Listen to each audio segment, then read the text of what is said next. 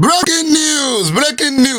news ìròyìn pàjáwìrì iṣẹ́ ti gbọ́ ibi náà lẹ́ẹ̀ ti gbọ́ ẹ sáfarabalẹ̀ nínú abalalérèfé náà ni a ti bẹ̀rẹ̀ ojú wíńdò láti ń yọjú nínú ìpàdé ọlọ́mọlú ọlọ́mọlé ọlọ́mọ orílẹ̀-èdè orí Akpabio láti bẹ̀rẹ̀ ní kí ló tún ṣẹlẹ̀ ẹni sí ọ̀rọ̀ òun àti Natasha tó ní eléyìí kí ìsọ̀rọ̀ òun àti Natasha ó ń jọ bí ẹni wípé omi fẹ́ tẹ̀yìn bọ̀gbìn lẹ́nu o arákùnrin kan gẹ́gẹ́ bí Rufai ṣe kọ́ Rufai ò sí nílùú gbé kì í ṣe ilé ìwé ìròyìn rẹ̀ bẹ́ẹ̀ náà ni àwọn èèyàn ti gbé wọn ti jẹ́ àmọ́ èmi náà wá ni wọ́n wà fún yín lẹ́dà rẹ̀ Yorùbá wọ́n ní appeal court ní Calabar lónìí on the 30th tó ṣù parí April wọ́n ní arákùnrin kan pe ẹjọ́ kò tẹ́mi lọ́rùn torí wọ́n ti fi sí ẹ̀wọ̀n tẹ́lẹ̀ professor kan ni wọ́n lòun ló wà nídìí bí Akpabio ṣe arúmọjẹ fún Akpabio láti wọlé gẹ́gẹ́ bí senate láti di senator ní 2019 ní North West Senatorial District ẹ̀ wọ́n ní fake election result ó manipulate ó ṣàwúrúju ó ṣàgbà Akpabio wọlé wọ́n ní wọ́n wá dá ní ẹjọ́ wọ́n fi sẹ́wọ̀n 3 years ọdún mẹ́ta tó bá gbẹ́jọ́ lọ àpíìlì ìyẹn ẹjọ́ kò tẹ́mi lọ́rùn pé òun ò ní gbà àlóhun ò ṣe bẹ́ẹ̀ Akpabio sì ti wọlé Akpabio ti di senate president s'Akpabio wà lè ẹ̀pọ̀ ẹ̀ ni wọ́n ní bí irọ́ bá lọ fógun ọdún ọjọ́ kan lóòótọ́ ó bá ọ láti 2019 ẹ̀ bá ń kà á. Buhari ti parí iṣẹ́ first term ìgbà náà 6 years ago ó ti ń lọ 6 years báyìí ó depend lórí month ó ti ń lọ di 6 years báyìí wọ́n ní wọ́n tún rán padà pé kórè ṣe ẹ̀wọ̀n rẹ̀ tánṣẹ́ làwọn èèyàn wọ́n bá gbáriwo parí wípé ẹ mú èèyàn tí ó ṣe election fake tó gbé èèyàn wọlé arúmọjẹ fake result kí ló wá dé tẹ́ ẹ̀ mú ẹni tí fake election rí wọlé ẹ̀yin náà rẹ́rìn kì í ṣe Nàìjíríà lèmi fi ṣe ẹ̀yẹ́ o wọ́n ti ń dúró de Nàìjíríà pé yóò dáa wọ́n ni mò ń fi ń pa wẹ̀ẹ́dẹ́ àwọn aláìrí nírònú àmọ́ sọ̀rọ̀ sí wọn ní ìsìn mò ń dúró de Nàìjíríà kò dáa ó lájú ni ó lóye ó ní insight ó láwọn àṣírí kan lọ́wọ́ èèyàn wọ́n fẹ́ èèyàn sí di nǹkan pé báwa ṣe ìdìbò professor ni ó ọ̀jọ̀gbọ́n àfiọ́ síbẹ̀ olóye ó yá àfiọ́ kó ṣàkóso ìdìbò yìí ó wá lọ sárúmọjẹ ẹni tí fake result yẹ tó declare wá gbé wọlé yìí ń dalẹ̀ láàmú ní ìsìn ó ń fìyà jẹ àwọn ọmọ Nàìjíríà torí tó yìnbó sọ ni wípé whatever takes you up maintain you there keeps you there ẹni tó fi fake result tó fi di senator kí ni ó ṣe fún yín yóò mọ fake gbogbo yín ni èmi ò ní nǹkan kan sọ lẹ́yìn eléyìí o. ẹja sáré dọ́dọ̀ ẹgbẹ́ APC o chairman wọn Ganduje ó ní gbogbo èèyàn ni ó di APC mú ni gbogbo ayé ni ó di fẹ́ẹ̀tì ẹ̀ ń di fẹ́ẹ̀tì from frapan to fire rè ẹjẹ́ àkànṣáré gbọ́ gbogbo bó ṣe ń fira wọn pa ká tó lọ sínú ilé ẹjọ́ lọ́dọ̀ ẹni tí FCC mú lánàá Chimugun. What remains now? Almost all the politicians, all the people, more than 60% of the Federal Capital Territory is now APC. Inshallah. The campaign of these number of politicians. Ó mà ṣe o Nàìjíríà ti di one man party po àná ọmọ Nàìjíríà ló ń ṣe mí ẹ mọ̀ jà pẹ́ ń bẹ̀ kò sọ̀rọ̀ bá wá pẹ́ lórí míkímí esinkésin amọ̀kun ní orí ọ̀rọ̀ òṣèlú ni ẹ̀já kó ń bẹ́ẹ̀ ṣùgbọ́n àmọ́ fi ránra wa létí àfipamọ́ síbi yìí ni ẹ bá ní fipamọ́ ọ̀rọ̀ tí mo sọ fún wọn fipamọ́ sọ́wọ́ òsì mọ́ fi jẹun àfilé ìpamọ́ ni àtúnrán ẹ̀yin ọmọ Nàìjíríà tẹ́ ẹ̀ létí elétí dídí tẹ́ ẹ̀ mọ̀ gba 5,000 bá ń dìbò tẹ́ ẹ̀ tún rè mọ̀ gbagolo ráìsì àárán ilé tí o pé renewed ẹ bá ń pè jálẹ̀ ẹ jẹ́ promise ìyà àwàkú ti gbọ́n bí àti mọ̀nà iye àti mọ̀nà Yorùbá nation yóò dáa fún gbogbo ẹ̀yin olólùfẹ́ mi bí o. ẹ jẹ́ wá sáré dé ilé ẹjọ́ o lọ́dọ̀ Achimugun ìyá tí wọ́n ní bó ṣe dé láti UK náà EFCC kó ṣẹ̀kẹ̀ṣẹ̀kẹ̀ náà kó sí lọ́wọ́ wípé ó yá wá rè káwọ́ pọ̀yìn rojọ́ níwájú òfin ìgbà tán sì mú déwájú òfin wọ́n yẹ̀ wò wọ́n ń ṣe gbogbo kò kárí àlùwàlà tó yẹ kán ṣe ṣùgbọ́n pápápá náà ní ilé ẹjọ́ tán pa láṣẹ wípé ṣé bá déhùn làdéhùn jẹ́ ẹ bójú bá yẹjú kó mọ̀ yẹ mo sọ fún yín wípé tí ò bá yọjú sí yín ẹ lè mú pamọ́ ẹ lè mú sọ́wọ́ ṣùgbọ́n ó yọjú sí yín bí mo ṣe gbọ́ ó yá ẹ túlẹ̀ láàrin 24 hours yóò wà mọ́ jẹ́jọ́ láti ilé kò lè sá lọ ó ti fìdí ẹ̀ múlẹ̀ pé òun ò lè sá lọ lónìí náà báyìí òun náà tún yọjú sí ilé ẹjọ́ wípé à ń tó mú wá tún yọjú sí ilé ẹjọ́ àná lání kó yọjú sí yín àná náà lẹ́mú ẹ̀yìn tètè ní torí bígbà tí wọ́n bá ní ẹ̀yìn yára lògùn gbé ẹ̀yìn tètè mú ní ọ̀dọ̀ yín náà ní bọ̀ wọ́n ti ní òfin ilẹ̀ òkú mọ́ ṣẹjọ́ láti ilé ṣùgbọ́n àmọ́ fún yín lọ́pdẹ̀tì bí bá ṣe ń lọ ẹ̀ ń tán fẹ̀sùn kàn pé òun lo olùkú Sanwó-Olú ṣùgbọ́n bọ́dà Sanwó-Olú ní rárá o wọ́n ti ní a sọ fún yín pé kò rí bẹ́ẹ̀ o wọ́n dà akọ Sanwó-Olú sí mọ́ o. It's just normal, very normal. ó máa ṣe o ọjọ́ tí òfin bá ṣiṣẹ́ tàbí ká sọ wípé ọjọ́ tí ìwọ tó bá wọn sí ní orí síìtì agbára Nàìjíríà ọjọ́ tó fi bá mú ọ jẹ̀ǹtù. ó dá níbẹ̀ yẹn jápọ̀ bẹ́ẹ̀ já sún síwájú torí sunsun láyé gbà mo mọ̀ ní gist kan fún yín update wà lórí ọ̀rọ̀ NNPC bó ti jẹ́ pé ẹ̀kúnrẹ́rẹ́ ìròyìn ó wà nínú ìròyìn àkójọpọ̀ ṣùgbọ́n ẹ jẹ́ ń dàmí tútù wájú ń bì. wọ́n mọ̀ tí ń dà á lẹ̀ wọ́n ti ń tún un sá wọ́n mọ̀ ti dá NNPC rú wọ́n lé àwọn ọ̀gá mẹ́ta àwọn odidi ọ̀gá mẹ́ta tó jẹ́ olórí Refinery mẹ́tẹ̀ẹ̀ta tí ń da ilẹ̀ láàmú Nàìjíríà tí ò jẹ́ káwọn èèyàn rọ̀ kan tán sì ń fi kówó jẹ bẹ́ẹ̀ bá gbọ́ àṣírí lórí ọ̀rọ̀ NNPC mo ní kí ló dé táwọn èèyàn lórí táìmù yìí náà tó ní àṣírí lọ́wọ́ tán ṣẹ̀ wà ń tú ẹjẹ́ àkọ́kọ́ gbọ́ Joseph tips of the iceberg lẹ́nu arákùnrin ẹ gbọ́ kúlẹ̀kúlẹ̀ nínú àkójọpọ̀ ìròyìn mo ní pín kí n mọ́ kó bo ẹ̀yìn mi sínú báskẹ̀tì kan ni. I had hopes. I always believe that if you can have the right contractors instead of all these briefcase contractors we used to use in the past, because Nigeria has gone through several cycles of turnaround maintenance or refineries, and each of them always failed. You will hear the billions of dollars they get to it, and then at the end of the day, not a liter of petrol comes out. Now, I thought by this time around we'll also get it right, but hopefully, I hope, tied to your story, the next story that you have, which is NNPC management and the new NNPC management team, I hope the new team will get it right.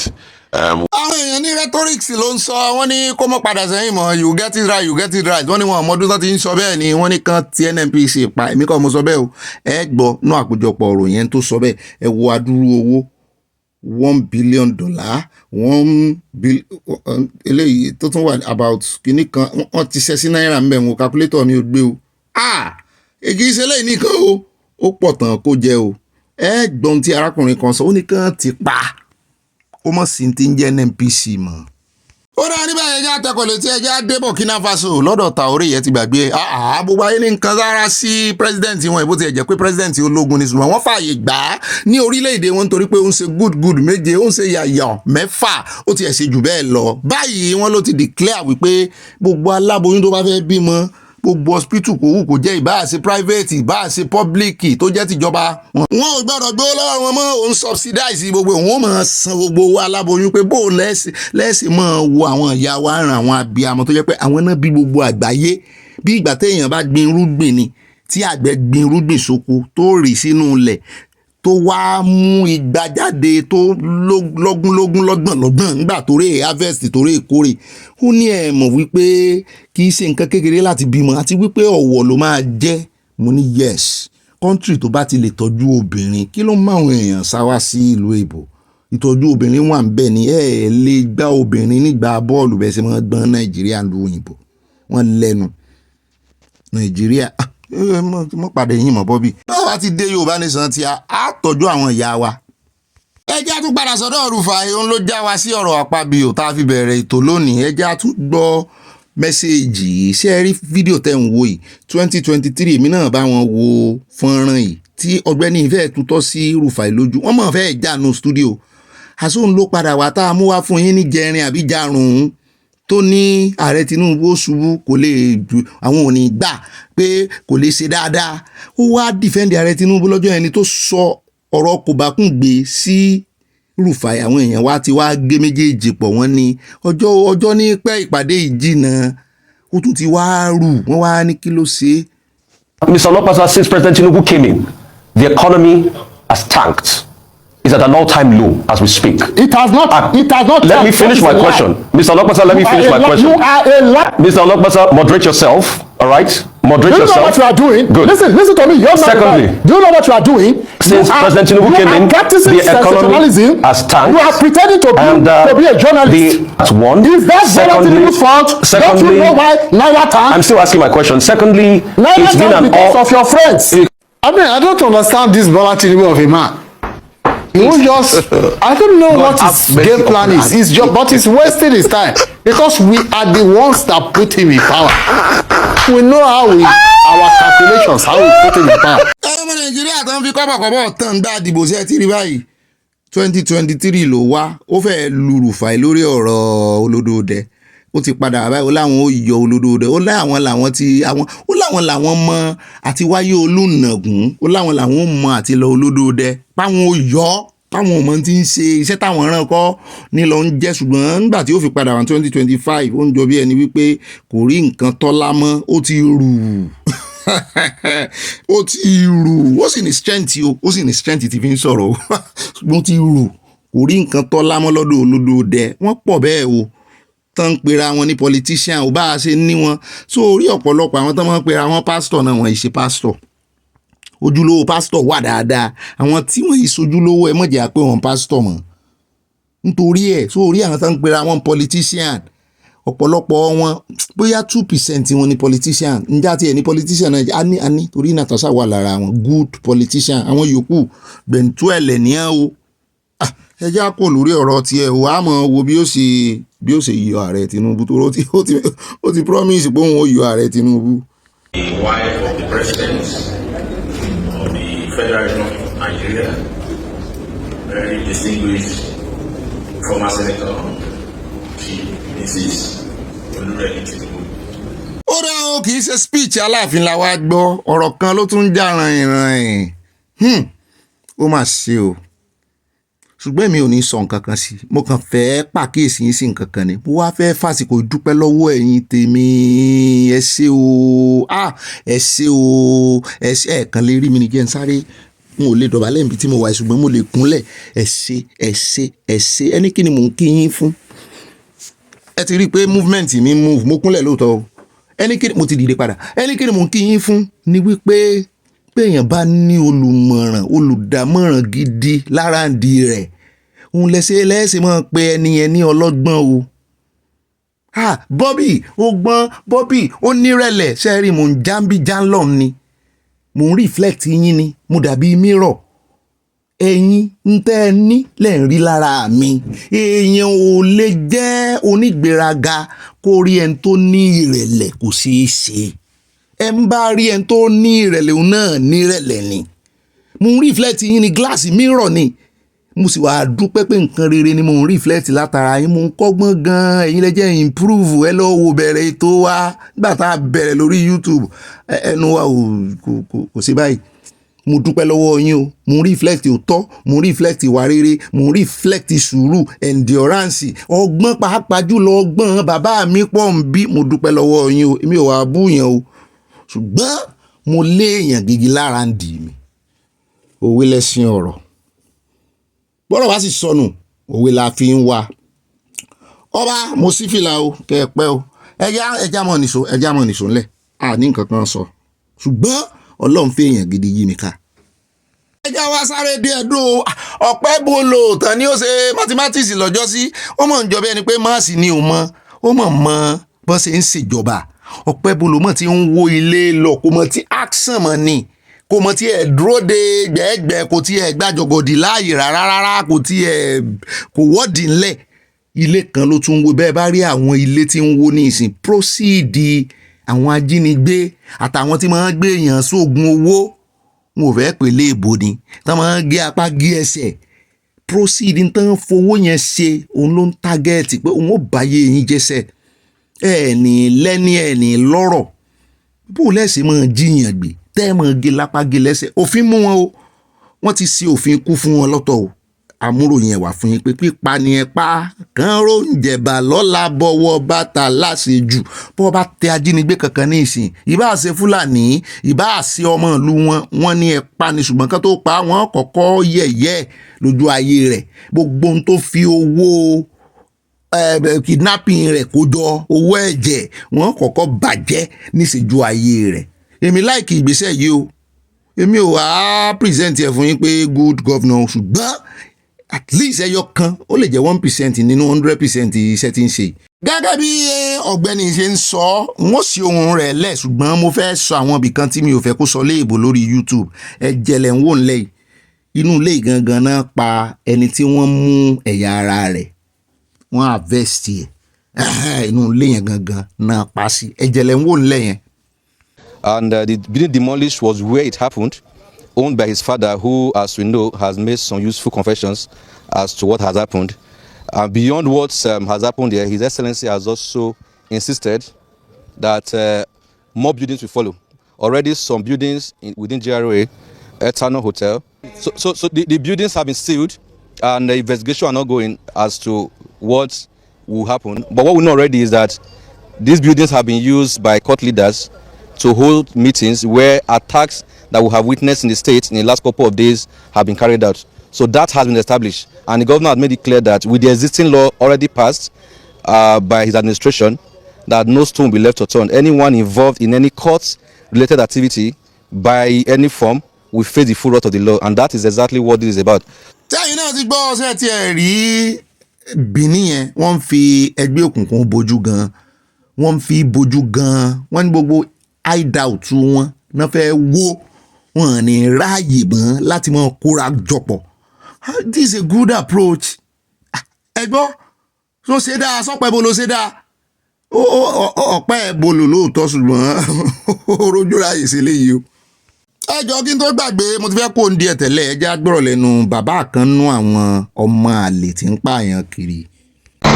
To my great surprise, I came home on the 23rd of this month. I returned from work. I had a call from my wife that my son, woman, in a pull up in his boys' quarter where he lives. And I quickly took action and went straight to the police to make a report. Thereby, the policemen, the DPO there ordered the policemen to come with me to my house. We now conveyed the corpse to Faith Mediplex. olóòlẹ́gbọ́n yẹn o bàbá dáadáa ó lóun ọ̀ràn ọmọ yẹn ọ̀dájú lọmọ yẹn ó ní káwọn òun lòún pe ọlọ́pàá torí ìyàwó òun ló pe òun pé ọmọ àwọn ti pààyàn ẹ̀jẹ̀ rẹ̀ sì wà nílẹ̀ rẹpẹtẹ tá ń ránṣẹ́ wọn ò pààyàn rí ta ló jọ ó ní kò ní ìdí kan mọ́ béèrè lọ́wọ́ àwọn mọ́ bu mi mọ́ jà mọ́ na ìka ẹ̀bí síra wa pé ó já fún ìyá rẹ̀ jẹ́ ó já fún bàbá rẹ̀ jẹ́ àwa bàbá sì tètè wọ́n bú àwọn mọ̀mọ́ pé ìfún wọn lọ́n jájẹ ṣùgbọ́n ó ní kò sáàyè rọ̀bọ̀rẹ́bẹ lórí eléyìí ẹ̀pọ̀ ọlọ́pàá ẹ mú ọ̀dájú leléyìí ẹ ń bá pààyàn kan pa ni bàbá dáadáa yóò dáa fún yín torí àwọn kan ní ọkọ̀ gospel singer tá a mú wá fún yín jẹta kán mọ́ pa o ta ló máa tọ́jú ọmọ ẹ o àwọn ṣe é ráwọn ọmọ Nàìjíríà ọ̀pọ̀lọpọ̀ lóye òye o torí ẹ̀ làwọn tí òye tó jó lórí wọn tí wọ́n ṣe ń ráàyè jẹ wọ́n máa yé. ẹjẹ́ wá kó mbẹ́ o ẹjẹ́ dé Rivers o ìròyìn méjì ìròyìn Rivers pín sí méjì ìkan ní àbí ìkan nínú àkójọpọ̀ ìròyìn lórí ọ̀rọ̀ sole administrator náà ni àwọn NBA wọ́n sọ kò bá kún gbé ọ̀rọ̀ sí ẹni tí ààrẹ Tinubu tó fi tìpá tí kúùkù gbélé wọn lórí tán fi yọ fùbàrà ṣùgbọ́n báyìí ẹjẹ́ dé ọ̀dọ̀ ẹni tó jẹ́ alága ẹgbẹ́ òṣìṣẹ́ Labour ó lóun ó ṣe bẹbẹ ní ọ̀la ní May 1st ẹgbẹ́ àwọn òṣìṣẹ́ káàkiri gbogbo ayé àwa náà ń ṣe ń bì ó láwọn ò ní gbà kí sole administrator kankan kó yọjú síbi àṣeyẹ May 1st táwọn fẹ́ ṣe wọ́n nítorí kò wà democratically elected. Well, in Rivers State, of course, you know the situation there. The NLC will not go and allow a sole administrator to take salute. And I will say it anywhere in a democratic dispensation. If we are not in democracy, probably it will be just by the way. That is one. Two, it could even degenerate into other things if the workers come out there with anger. Even since he came into office, he has even stopped the pension, gratuity and others of people there. So we want to take control of what is happening in Rivers, outside the frenzy of May Day. In Edo, there are complications. The state governor or state government introduced an imposter who is claiming to be the chairman of NLC there, and another one is claiming to be acting secretary of NLC. And we have our chairman in Edo State, and they said the man was in support of the former governor, and that he made political statements that the state will boil and all that under the former governor. Now what you are going to do is to complain to us. ṣé a rí àwọn ẹgbẹ́ òṣèlú tó wà níta ní ìsìn pàápàá jùlọ ẹgbẹ́ òṣèlú APC gbogbo àwọn èèyàn fẹ́ rà tán ẹ gbọ́nú ròyìn lónìí o àwọn ẹgbẹ́ student NNPC ìyẹn National Association of Nigerian Students àwọn náà pariwo síta àwọn ọlọ́mọ Tinubu ń da àárín àwọn rú wọn ni wọ́n ti ń tọwọ́ politics bọ gbogbo nǹkan báyìí òun náà lẹ gbọ́ tí chairman àwọn ẹgbẹ́ òṣìṣẹ́ ń sọ wípé chapter àwọn ní Edo ibi tá a ti kó tán ní ìsìn wọ́n ní ọ̀dọ̀ Ọ̀pẹ́bolo Edo State ibẹ̀ ń bì níwà wọ́n ní ẹni tí wọ́n fi ṣe chairman chapter abẹ nípínlẹ̀ ẹ̀bẹ̀ wọ́n ló ń dọwọ́ rú wọ́n ní ẹgbẹ́ òṣèlú ti dìfẹ́ẹ̀tì nínú ẹ̀mí rẹ̀ kì í ṣe ọmọ ẹgbẹ́ àwọn wọ́n ní tí ẹgbẹ́ APC ń ṣe ní ìsìnú wá sáti wá dìfẹ́ẹ̀tì á fi ọlẹ̀ mọ́ ṣayé á tì ọ́ lẹ́yìn gbogbo tó bá fẹ́ ṣe. ẹ má bínú o pé ó gùn díẹ̀ lónìí lábala lérèfé ẹ wò ó nǹkan kí ẹsẹ̀ ràgó ẹjẹ́ sáré dé Kogi lẹ́hìn òye o níbi tí ọmọ ẹlẹ́ran tó ti ń jẹgun nínú Nàìjíríà náà ni Kogi wà o máàpù ẹ̀ inú Nàìjíríà ló wà located sí níbi tí ọmọ aláṣọ ti ń wà kísà níbi tí gbogbo nǹkan ti dorí kodò bí àdán tó dorí kodò tó ń wò sí ẹyẹ ẹ wò airstrip lélẹ̀ báyìí níbi tí wọ́n ti máa gbé aeroplane wọ́n ní wọ́n ti ẹ̀ dúró láàrin ìlú wọ́n kàn lọ síbi kan àwọn olówó wọ́n kóra wọn jọ mú ní ṣé Banana Island làwọn náà pè wọ́n sì ń gbàbẹ̀ jáde wọ́n ń gbàbẹ̀ wọlé wọ́n lè travel abroad wọ́n lè a sì gbọ́ nínú news a sì gbọ́ pé Kogi ò ní airport àwọn wo wá ló níbí ní Kogi náà ló wà o àwọn island wo rèé a sì romi lẹ́bàá bẹ̀ tẹ́ ẹ bá rí bó ṣe tó airstrip aeroplane jẹ́ẹ̀tì ó ń gbéra ń bì nǹkan kan Nàìjíríà o àwọn orílẹ̀-èdè kan wà ní Nàìjíríà tẹ́ ẹ̀ mọ̀ o tó jẹ́ orílẹ̀-èdè ní orílẹ̀-èdè àwọn olówó wọ́n sì ní gbogbo agbègbè yìí ní nǹkan àlùmọ́ọ́nì sodo sí wọ́n ló sodo síbẹ̀ gan-an ó pọ̀ ṣé wàá rí ìṣẹ̀lẹ̀ ni tó gbé fídíò ìjáde sí o ó ní mọ̀ pa ẹ gbọ́ St. Peter Academy wà ń bí gbogbo orí máàpù in fact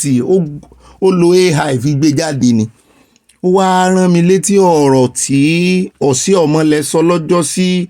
wípé wọ́n ń fi aeroplane wọ́n ń fi helicopter chopper wọ́n fi ń kó nǹkan àlùmọ́ọ́nì wọ́n ń gbé jáde. They use choppers. They procure arms exactly the same way as our military were doing in the South. They give them arms. They use choppers to come and cut away the gold, and they take them out of this country and make billions of US dollars. And the federal government is not doing what it should be doing. I took this letter to the former president when I was national chairman of APC, and I said, call the general to give you more brief. ẹ wo kọ́mọ̀ bá àmọ́ dàbí àtúnwí asán létí yín àti lórí mo kàn tún ní ká fi refresh brain ní àná ìrìjú báyìí lọ́nà abala ti lérèfé nǹkan kí ẹsẹ̀ ràgó nù ìròyìn ó ẹ bá pín kó kalẹ̀ kó kakò ìmọ̀ràn yín náà sí kókó yá ẹ bá ń ká lọ nínú àkójọpọ̀ ròyìn lónìí.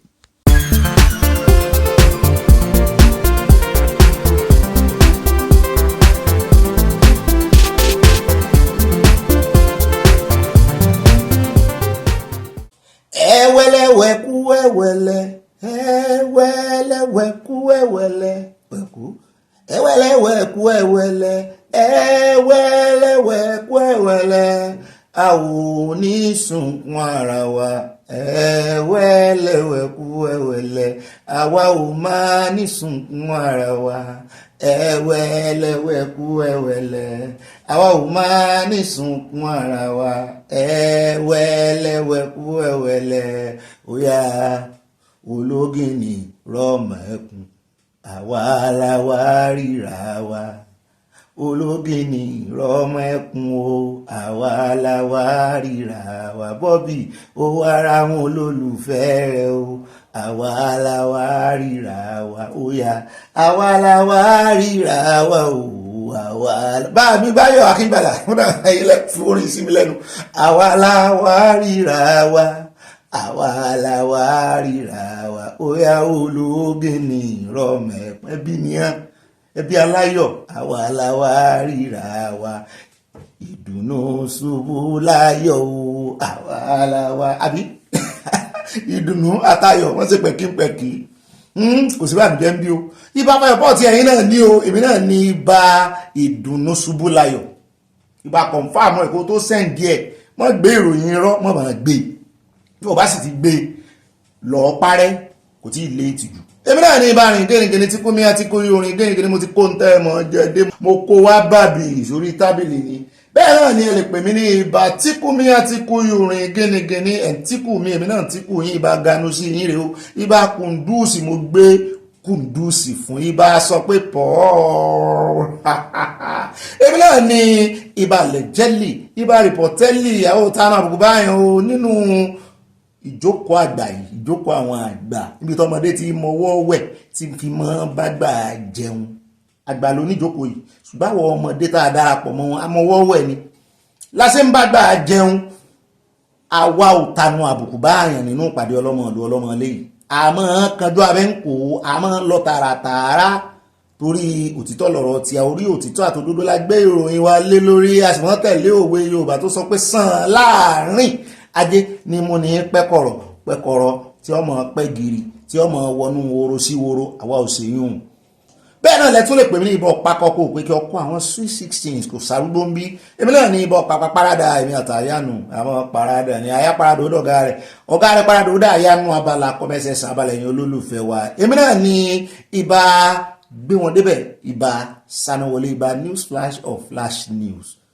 bá kéde fún Yorùbá nìsan káfàtà múnú ìdé sí yín lọ́rùn o ẹ̀rọ ogun ẹ̀sí ẹ̀wọ́n àgbẹ̀jọ́ kò lé ẹjẹ́ àjọ ṣèpàdé yìí ẹjẹ́ àjọ kọ́mọlùbọ̀ ẹjẹ́ àjọ dọ̀wẹ̀kẹ́ ẹjẹ́ àfà àwọn ará bíi ìpawẹ̀ ẹ̀dẹ́ Ọlọ́run gbàdúrà wa ń ṣe fún wa mo kí káàbọ̀ sínú ìròyìn tòníye ní oṣù parí oṣù kẹrin abẹ́ẹ̀rí àrùn fáyọ̀ bí ò sọ pé torí kì í ṣègbà tó ṣùgbà bẹ̀rẹ̀ nìkan lè mọ́ kíra ẹ̀yìn happy new month àmọ́ kíra wa happy old month à ń tì í lọ́nu ó ti di òdùnú ó ti di òdùnú ẹ jẹ́ kí april mọ́ bá tiẹ̀ lọ adúpẹ́tẹ́mi wa ò lọ sí agbé gbogbo ọpẹ́ gbogbo dànsáàkì agbé gbogbo òyìn ògo òṣùbà fún Ọlọ́run mo tún wá gbàgbé ẹ̀yin tèmi náà torí ènìyàn lásọ mi ènìyàn lásọ mi mo dúpẹ́ lọ́wọ́ yín èèyàn gidi ní kì í ṣèrò èrò sí ń bí èèyàn gidi ló wà ń bí ẹ rí i pé comment section bá ń bẹ̀ ni ìròyìn gbogbo abala wa bá ń bẹ̀ ni intelligent people ló wà ń bí àwọn ọlọ́gbọ́n tọ́lọ́ ń fi tì mí torí tí mo pò mú gan ni míhun ògbọ́n ó wá dùn mí sáàrin n bá fẹ́ mẹ́hẹ̀ báyìí n bá tún ti kọlù yín ẹ̀ tún fi ti yín ẹ̀ tún fi yí mi lára àdúpẹ́ lọ́wọ́ ọlọ́mú dúpẹ́ lọ́wọ́ gbogbo yín ẹ̀ ní mò ní wá yín tí o bẹ́ẹ̀ náà sì ní wá mi tì láti Ọlọ́run gbogbo orí tẹ́ẹ̀sì ń rò mọ́ mi tẹ́ẹ̀ ń rò kàn mí yóò mọ̀ dáhùn lára àwọn ọmọ yín náà láti Ọlọ́run ó dá àwọn ẹmọ ìyáde náà pẹ̀lú nínú ìròyìn tó ní eléyìí tẹ́ ẹ rí yẹn inú abala lérèfé agbójú wíńdò àfiyọjú ni lójú fèrèsé agbéborùn ni ẹ lè pè ní abala agbéborùn abala àwọn ṣàbòsí díẹ̀díẹ̀ náà àwọn olóṣèlú láti máa fi ṣàbòsí àmọ́ fi hàn pàwẹ̀ ẹ̀dẹ́ ó dá nínú ìròyìn gangan àkọ́kọ́ mẹ́nu bá bí tá à ń lọ ibẹ̀ là ń pè ní béèyàn bá dami tútù wájú yóò tẹ̀lẹ̀ tútù as you lay your bed you shall sleep on it ó bá ṣe tẹ́bẹ̀dì rẹ̀ lọ́ọ́ ṣe sùn sí so a fẹ́ tẹ́bẹ̀dì báyìí fún ìròyìn tòní background rẹ̀ lélẹ̀ báyìí a fẹ́ lé foundation rẹ̀ àwọn àdírẹ́sì ibi tá à ń lọ á lọ jìnnà ṣùgbọ́n ibi tá a yà pọ̀ o á gé lékìrì á fọ léegun torí mùdùnmùdùn inú egungun náà máa dùn bẹ́ẹ̀ náà ni wọ́n sì ní ẹni tí ó bá jo inú àpáta kì í wẹnu àké orí àpáta ayérayé ni Ọlọ́run gbé ìròyìn ilé fún wa o èèyàn kankan ò lè dáwó ó lè dálulẹ̀ torí orí òtítọ́ la gbélé ó dá àkọ́kọ́ nínú àwọn àkórí ìròyìn wa fún tòní ẹ jẹ́ àkọ́kọ́ dé ọ̀dọ̀ Yorùbá Nation Youth wọ́n kẹrùn sí mike wọ́n gbóhùn sókè bá mi prophet Ológunlolúwa wọ́n rán mi iṣẹ́ yìí sì wà timely ó wà timely gan amúròyìn kan wá fún yín lánàá lórí ọmọ Ìgbò kan tó gbọ́ Yorùbá dáadáa wo ilẹ̀ nǹkan sára sí pé ó ṣe dáadáa ṣùgbọ́n Yorùbá lọ wọ́n bọ̀ wọ́n ní pẹ̀lẹ́ lákọ ó lábo nínú ire níbí wà nínú ibi ní rẹwà òun ló wá dífà àbádòfin tí lẹ́gbẹ̀mọ aṣòfin House of Rep tó ń ranjú mọ́ wọn ló ti pass second reading báyìí bá mi Ológunlolúwa ló já mi sí wọn ló ti pass second reading wọ́n ní wọ́n fẹ́ máa lò kì í ṣe àwọn àjèjì nìkan wọ́n fẹ́ máa lò fún irú àwa tá a wà ń bí ní ìsìn àjèjì labádé ìlú èbò kó tó di pé àwa náà a kógojá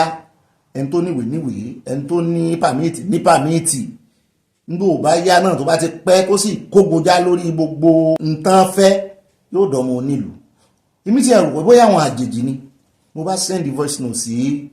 Prophet Ológunlolúwa pé bá mi ẹ̀yìn ọ̀nà kí ní ìfún mi kí n lè lò nú ìròyìn dáadáa lẹ́kùnrẹ́rẹ́ ibo gangan ló díjú sí náà bá ṣàlàyé fún mi wọ́n ní kì í máa ṣe àwọn àjèjì nìkan àti wí kán bá tiẹ̀ máa ṣe fàjèjì gan só ní ìdí kan indigenize wọn ní kò sí bó ṣe dánmọ́ nílùú òyìnbó tó ó ò lè dín díjì wọn ìlú gbogbo ìwé ìlú tán fún ọ privilege ni paul ẹsẹ wa sọ wípé gbogbo right tọmọ onílùú gangan bá ní kí àtọ̀húnrìnwá náà wá ní tí Yorùbá tàbí táwùsá tó bá ti lo ṣé 5 years àbí 10 years à ń bọ̀ ń bẹ̀ á kàlẹ́kùnrẹ́rẹ́ tó bá ti lo 5 or 10 years báyìí nílẹ̀ Yorùbá ó ti di Yorùbá nù tí bọ́mọ Nàìjíríà ní tẹ́lẹ̀ yóò ṣe wá di Yorùbá ṣé orílẹ̀-èdè Yorùbá ló sọ bẹ́ẹ̀ fún yín sẹ́yìn náà gbé òfin kalẹ̀ kó gbọ́dọ̀ rí bẹ́ẹ̀ àbírú ọ̀nà burúkú láti tún okùn tó ti fẹ́ já tẹ́lẹ̀ wọ́n tún fẹ́ tún so àwọn okùn tó ti di àlòkù tó so Nàìjíríà pọ̀ tó ti já sínú wọ́n tún fẹ́ tún so ni irọ́ náà sì pa nígbà tí Fúlàní bá wá ti wá gbé àìmọye Fúlàní tó ti lo 20 years nílẹ̀ Yorùbá nánú bá mọ́ ní àwọn ilé ìjọba àwọn ilé ìjòyè à ń bọ̀ ń bẹ ọ̀rọ̀ pọ̀ ń bẹ kì í ṣe nǹkan kékeré o àjọ fẹ̀ lójú lónìí náà ni kò ní dọ̀là bá bá kó ń bẹ tán á sáré dé ọ̀dọ̀ ìkànnú àwọn àgbàlagbà àwọn bàbá yìí ò sí láńgbáláńgbá ti wọn ọmọ Ìgbò nìyẹn ṣùgbọ́n àgbàlagbà Nàìjíríà nìyẹn elder statesman nìyẹn ẹni kí ló kọ wọn ti gbà kan jẹ́ secretary general Commonwealth Commonwealth náà ni secretary general Chief Emeka Anyaoku náà wá ń ṣèkìlọ̀ ní kólekóle fún ìjọba wípé ẹ jáwọ́nú àpọ̀n tí ó yọ ẹ̀rè gbómi lákaná kó lè yọ dáadáa wípé ẹ ṣe true federalism pé bẹ́ẹ̀ bá sì tètè ṣe true federalism ó fẹ́ kan lè rẹ̀ wọ́n èèbò pé tẹ́ ẹ̀ bá tètè buwọ́lu true federalism wípé nǹkan ó yàn omi ó tẹ̀yìn bọ̀gbìn lẹ́nu pé gbogbo ẹ̀ ń fagídí so Nàìjíríà pọ̀ yóò túká mọ́ yín lọ́wọ́ bí ìgbà tí èèrí bẹ́ẹ̀yàn bá ti yọ ògì inú ẹ̀ tán téèyàn wá ń gbìyànjú àti su èèrí pọ̀ tó bá ti gbẹ yóò túká ní èèrí ò ṣe èèrí àgbàdo kò ṣe é sùpọ̀ mọ́ torí gbogbo tó yẹ kó sùpọ̀ gọ́ọ̀mù inú ẹ̀ ń lògì kan ti yọ kó ó ní bí ó ṣe túká nù tẹ́ ẹ̀ bá ṣe true federalism láyá wa ń bi mí pé ṣé bí Federal Republic of Nigeria náà mọ̀ pé ṣé bí federalism náà ń practice mo ní àyà ní sòrò bá a bá dénú àkójọpọ̀ ròyìn ó mọ̀ bóyá true ni àbí false bá a bá ní nǹkan ò ṣe true federalism ìtumọ̀ náà ní false kí wàá ní ìgbìyànjú àbí kí ni Emeka Anyaoku bàbá wa Emeka Anyaoku kí náà ń gbìyànjú láti sọ fún ìran Nàìjíríà sáwọn èèyàn ó gbọ́ sétí wọn ò dí sójú wọn ò ní dí sí i torí ọ̀pọ̀lọpọ̀ àwọn tó mú òótọ́ iná tá bá rí kọ̀ọ̀kan nu wọn tí ń jáde sọ̀rọ̀ báyìí ó yẹ ká máa kàn án ó yẹ ká máa emphasize ẹ̀ ó yẹ ká máa fi amplifier ká máa fi amóhùngbẹ̀mù gbòǹgbòǹ ká máa fi gbé ọ̀pọ̀lọpọ̀ wọn máa bẹ̀rù àti sọ wípé Nàìjíríà máa pín à ń bọ̀ ń bẹ̀ à ń gbogbo ọ̀rọ̀ wọn wá yóò yé yín dáadáa àwọn tí ò yé yé lélẹ̀ bá bá kó ń bẹ̀ tán á dé inú ìròyìn tí ó máa tẹ̀lé ẹjẹ́ á dé ọ̀dọ̀ Okowa ẹni tó ti fìgbà kan jẹ́ gómìnà Delta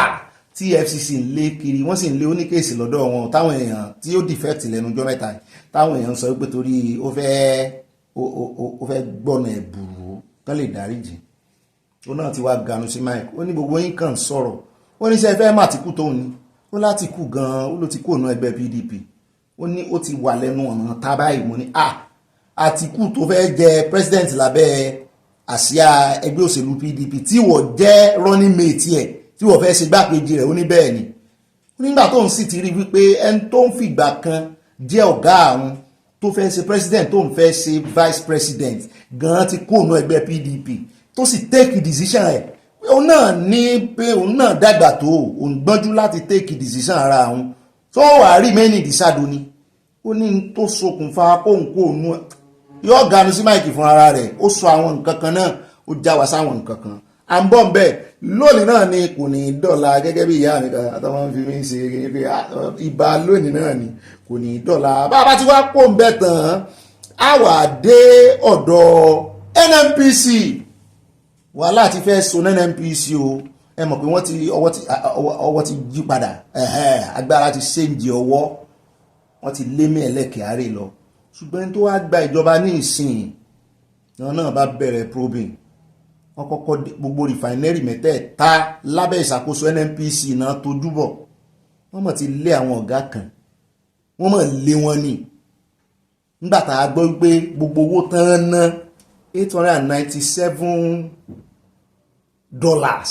mo ní $897 million trillion ní agbọ́lànà another 897 tí n bá correct kò sápè $900 million náà yà náà fẹ́ fi revive fẹ́ fi overhaul refinery kẹ́lẹ́ òṣìṣẹ́ láti January àti ti Kaduna àti ti Warri àti ti Port Harcourt gbogbo àwọn olórí ibẹ̀ wọ́n ti lé wọn dànù àtàwọn tí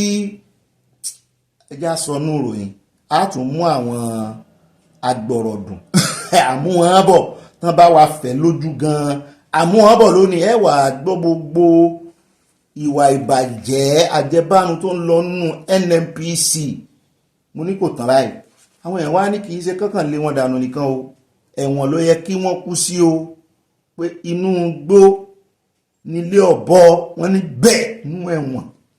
tí wọ́n ṣe sínú gbó ló yẹ kán kó wọn sí àbọ̀ ń bẹ́ o bóyá wọ́n wà bá wa tójú bọ NNPC dáadáa tó fi jẹ́ wípé àwọn tó wà ń bẹ̀ ní ìsìn àwọn náà ò ní ilé ìwà àbàjẹ́ àbọ̀ ń bẹ̀ lónìí náà ni kò ní dọ́là bá a bá kó ń bẹ̀ tán á dé Kwara o níbi tá a ti gbọ́ tí àwọn aláṣẹ ẹbẹ̀ àti kọmíṣánná ní o gbogbo wọn ṣàgánu sí máìkì wọ́n ní àwọn ò ní medical doctor mọ́ wọ́n ní gbogbo wọn ti sá lọ tán nípìnlẹ̀ àwọn nítorí jápa syndrome wọ́n ní ṣebí àwọn tí ń jápa wá ni ẹbí yín ni kì í ṣebí àwọn tí ń jápa wọ́n ganu sí mike wọ́n sọ̀rọ̀ dé odò ikùn wọn àmọ́rọ̀ wọn bọ̀ lónìí náà ni kò ní dọ̀là bá a bá kó ń bẹ̀ tán á dé Rivers níbi tí ẹgbẹ́ NBA agbẹjọ́rò àti àwọn adájọ́ gbogbo àwọn Judicial ẹgbẹ́ wọn nù níbi tí wọ́n ti kẹrùn sí mike tán ti ń kílọ̀ ní kólekóle fún sole administrator tí ààrẹ Tinubu yàn síbẹ̀ látàrí emergency rule state of emergency tán declare ní Rivers wọ́n ló ń kọjá ààyè rẹ̀ wọ́n ní dẹ̀ẹ́dẹ̀ẹ́ mẹ́ràwọ̀kọ́ ni bó lẹ̀ sí mọ́ ẹmọ́ rán mi létí lọ́jọ́ mẹ́dàọ̀ wọ́n ní dẹ̀ẹ́dẹ̀ẹ́ mẹ́dàọ̀ wọ́n ní dẹ̀ẹ́dẹ̀ẹ́ mẹ́dàọ̀ wọ́n ní ń kọjá ààyè rẹ̀ agbára tí ò ní nílò ń pàṣẹ bó ṣe wù ú wọ́n ní rárá wọ́n ní àwọn ògbéná ojú ẹkùn rẹ̀ wọ́n ní bá lọ àbọ̀ amọ́bọ̀ wọ́n ní kò sì sí bó ṣe mọ èèyàn tó kódà kó fẹ̀yìntì ààrẹ Tinubu wọ́n ní bí ó bá fi padà lọ́bọ̀ wọ́n ní ilé ẹjọ́ ní ń bọ̀ àwọn ó sì mọ dúró dè gẹ́gẹ́ bí Yorùbá ṣe sọ pé ilé làpò tí ń jókòó dèdè mo ní well done ẹsẹ̀ bẹ̀rẹ̀ ni bàbá kò ń bẹ̀ tán ibo là ń yà lọ báyìí á dé ọ̀dọ̀ arábìnrin kan àti múròyìn rẹ̀ wá fún yín láìpẹ́ ṣùgbọ́n ó ń jọ bí ẹni wípé àwọn èèyàn tan torchlight sí ìdí ọ̀rọ̀ arábìnrin àwọn èèyàn ò fẹ́ gbọ́ tẹ́lẹ̀ arábìnrin tán ọmọ Ìgbò tán fẹ̀sùn kàn Chidinma pòun ló pa Ataga tó ní Super TV ẹ ti rántí ní 2021 tó ní òun bá ná àgbàrá ẹ̀jẹ̀ ní update cast ó ní wọ́n fi ọ̀pá pọ̀lọ̀pọ̀lọ̀ wọ́n tìbọ̀ ń lọ fún ni àwọn ọlọ́pàá ó lóun kọ́ statement ẹ̀ mọ́ ni sọ máa ń ṣe bẹ́ẹ̀ lóòótọ́ ni mọ́ gbọ́ kìíní yẹn pé wọ́n máa ń gba báyìí lọ́wọ́ èèyàn tán bọ̀ ọkọ̀ statement wọ́n náà máa ń ṣe bẹ́ẹ̀ wọ́n mú ni kí ló wá mọ́ àwọn eléyìí ṣe bẹ́ẹ̀ lẹ́nu ọjọ́ mẹ́ta láti gbọ́ fìrìfìrì pé ń jọ bí ẹni pé àwọn kan ló pa máa yẹn mú yẹn mọ́mọ́ sọ̀sọ́kúsọ ilé ẹjọ́ ọmọ tí ìdájọ́ ẹni tán mọ̀ báńdì òkú rẹ̀ mọ̀ ni arábìnrin òun náà ni ó wọ ẹni tó pa wọ́n ní ṣébò náà ló ti ń jẹ́wọ́ yìí wípé wọ́n fi under duress lòun ti kọ statement pé èyí tó ń kọ wọ́n fàya wọ́n fi kíní gbáhùn ní kíní tó ń ṣubú pé wọ́n wá ń pe ọ̀rọ̀ sí òun lẹ́nu pé wọ́n sì ń dúnkokò mọ́ òun pé bóun bá fẹ́ràn ẹ̀mí òun ń táwọn bá ní owí ni owí o ọ̀rọ̀ tí ń bá wí o gbọ́dọ̀ sọ orí kòkòkò làárọ̀ fàdí tí tí ń bá wí ni ẹ mọ́ wí. wọ́n lórí tá ń pa fóònù gbogbo nǹkan ni mo wọ́n sọ ọdún ni kó lè yá náà ni wọ́n lórí tá ń kọ fóònù ní sẹ́ẹ̀lì nù wípé ní táwọn bá ní kó o sọ ní kó o sọ àwọn ó kọ sórí fún ọ àwọn ó gbọ́ síwájú kámẹ́rà àwọn ó produce ẹbí ìgbà tó máa ń produce fíìmù wọ́n nílò náà ló ń gbọ́ cut again start mo ní sẹ́wọ̀n film director ni wọ́n kó sí police station ni ó ní under duress ni òun kọ statement yẹn ó ní kì í tiẹ̀ sóun lòun kọ́ ó náà bóun fọwọ́ kọ ni ó ní ẹ lọ wo writing tó kọ kẹ́ ẹ wá wo writing òun ó lóun kọ́ lòun pa ẹ̀ ni ó ní gbogbo tóun ṣe lòun jẹ́wọ́ àwọn jọ mu gbó àwọn jọ ra coke ìyẹn cocaine àwọn jọ soríṣiríṣi ṣùgbọ́n èyí tóun ò ṣe ẹ̀ lè parọ́ rẹ̀ mọ́ òun làwọn kan wá ń gbé wọ́n fi mú fínlẹ̀ pé àbí èèyàn kan ló ṣiṣẹ́ láabi yẹn tán ti mọ̀ parábìnrin wà ń bẹ̀ ṣùgbọ́n tán fẹ́ yí lé lórí tóun sì padà dé tó wá bá nú àgbàrá ẹ̀jẹ̀ lóòótọ́ ṣùgbọ́n kí ló mú náà tí òṣòótọ́ ńgbà náà ńgbà tàn mú ó náà dẹ́rù bá òun ni ó náà dún kòkò mọ́ òun ni sí àwọn tó wá pa ló wá wà ń di ọ̀rọ̀ ẹ̀ sàn ni wọ́n fẹ́ rí wípé wọ́n pa arábìnrin yìí ni kí ló ṣẹlẹ̀ gangan ọ̀rọ̀ yìí oníbanu o à ń bọ̀ ń bẹ́ẹ̀ ó sọ̀rọ̀ ilẹ̀kùn àgbà táìmù ń bẹ̀ díẹ̀ o ọmọ wa ò ní kó sọ́fin ayé o ó ti ẹ̀ ní táìmù kan tí bàbá rẹ̀ lọ wò náà bàbá tí ò mọ nǹkan kan pé wọ́n lọ́mọ òun ṣe nǹkan kan n ò sáà ní ikọ̀ àìlọ́mọ burúkú fẹ́kùn ń pajẹ kó ń sáti mójú débẹ̀ ó ní wọ́n tún sọ sẹ́kẹ́sẹ́kẹ́ sí bàbá ń lọ́wọ́ ni ṣé bàbá ń ló dáràn ni ó ní wọ́n dá ẹrù bá òun débi wípé ó lóun sẹ́ ń gẹ́ẹ̀tì ara òun ni ó lóun lágbẹjọ́rò wọn àjẹ́ kóun rí àsẹ̀yìnwá àsẹ̀yìnbọ̀ wọ́n tún fi ọwọ́ ara wọn gba agbẹjọ́rò ìjọba fóun lòun wá ní kí ló dé ẹ̀tọ́ òun ní kóun gba agbẹjọ́rò lóòótọ́ òun ṣàìdá ọmọ burúkú lòun ṣùgbọ́n òun kọ́ lòun pa arákùnrin àwọn èèyàn ti ń da ọ̀rọ̀ rẹ̀ wò ní ó mọ̀ ga o à ń bọ̀ bẹ́ẹ̀ lónìí náà ni bó bá jẹ́ wọ́n ń kọ́ ni bó bá jẹ́ pé wọ́n ń fọ̀rọ̀ sí lẹ́nu ni bó bá jẹ́ pé wọ́n ní kórè parọ́ báyìí ni bóyá ó ń parọ́ mọ́ ọlọ́pàá ni bóyá ọlọ́pàá ní ń parọ́ mọ́ à ń bọ̀ bẹ́ẹ̀ èmi jẹ́rìí àwọn ọlọ́pàá ìfọ́ọ̀sì èèyàn kọ sítétímẹ́ǹtì bó lẹ́sẹ̀ wá ń fojú kọ̀rọ̀kọ̀rọ̀ wò ni ẹ̀yin ọlọ́pàá àwọn ọ̀gá ọlọ́pàá kan mọ̀ wá ń bì tán wò wá ẹgbẹ́ ẹ̀yin ọ̀gá ọlọ́pàá ṣe àwọn ọmọ yín máa ń fọ́ọ̀sì èèyàn kọ sítétímẹ́ǹtì wọ́n náà máa gbowó pépà gan owó báírò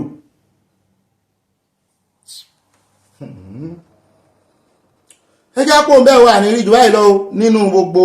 abala àkórí ìròyìn fún tòní ní pápápá ẹjá wọnú abala tí ó mọ kan abala ẹ sọ pé pọ̀ ó yẹ ẹ ṣe Mushin ẹ ṣe ọlọ́ọ̀sà sínú ẹ ṣe cheese àwòwò yín bẹ́ẹ̀ sí fine you're fine in your spirit in your soul pàkà mo ti yá yẹn ṣe rí náà ẹwẹ́ yẹ yóò dá fún ìkìí ṣe náà wẹ́dẹ̀ òkú níbẹ̀ yẹ já mọ́ gbé ara wa wọnú abala tí ó mọ̀ kan abala sáná wọlé lè pè ní news flash ẹ lè pè ní flash news alákọ̀ọ́kọ́ ń bẹ̀ ẹ jẹ́ àdé ilé ẹjọ́ lọ́dọ̀ Kanu Nnamdi àná lámúròyìn wá fún yín pé wọ́n ní gbogbo àwọn witness federal government wọ́n fẹ́ jẹ́rìí lòdì sí Kanu wọ́n ní ẹ̀yìn tàgé behind the camera ni àwọn ò fẹ́ fojú wọn hàn nítorí àwọn ò fẹ́ kán dẹ́mi wọn légbodò mú ní ta ló fẹ́ dẹ́mi wọn légbodò wọ́n bá wà lórí òótọ́ àtòdodo kò ní ìdí kẹ́ ẹ fojú wọn pamọ́ wọ́n ṣàfojú wọn pamọ́ Nnamdi Kanu náà sì gbà ṣùgbọ́n nígbà tí kan nú wọn jẹ́rìí lọ́wọ́ ló bá ní Kanu Nnamdi wípé ó dá iléeṣẹ́ asọ̀rọ̀mọ̀gbèsì kan lẹ̀ ìyẹn rédíò pé Biafra rédíò ló sì pé ibẹ̀ ni wọ́n ti ń sọ oríṣiríṣi tán fi ń fa wàhálà bọ́n sì fẹ́ gbàjọba bọ́n sì fẹ́ sọ oríṣiríṣi Nnamdi Kanu ló bá lanu ló bá rẹ́rìn pé sí ààrẹ ẹ̀rí tẹ́ fẹ́ jẹ́ lòdì sóun náà rí n rò pé ẹgbẹ́ kọ́ ẹ kò dọ́kúmẹ̀ntì kan jáde ni àbí kínní Nnamdi Kanu náà bá ganu sí máa pè é òun ò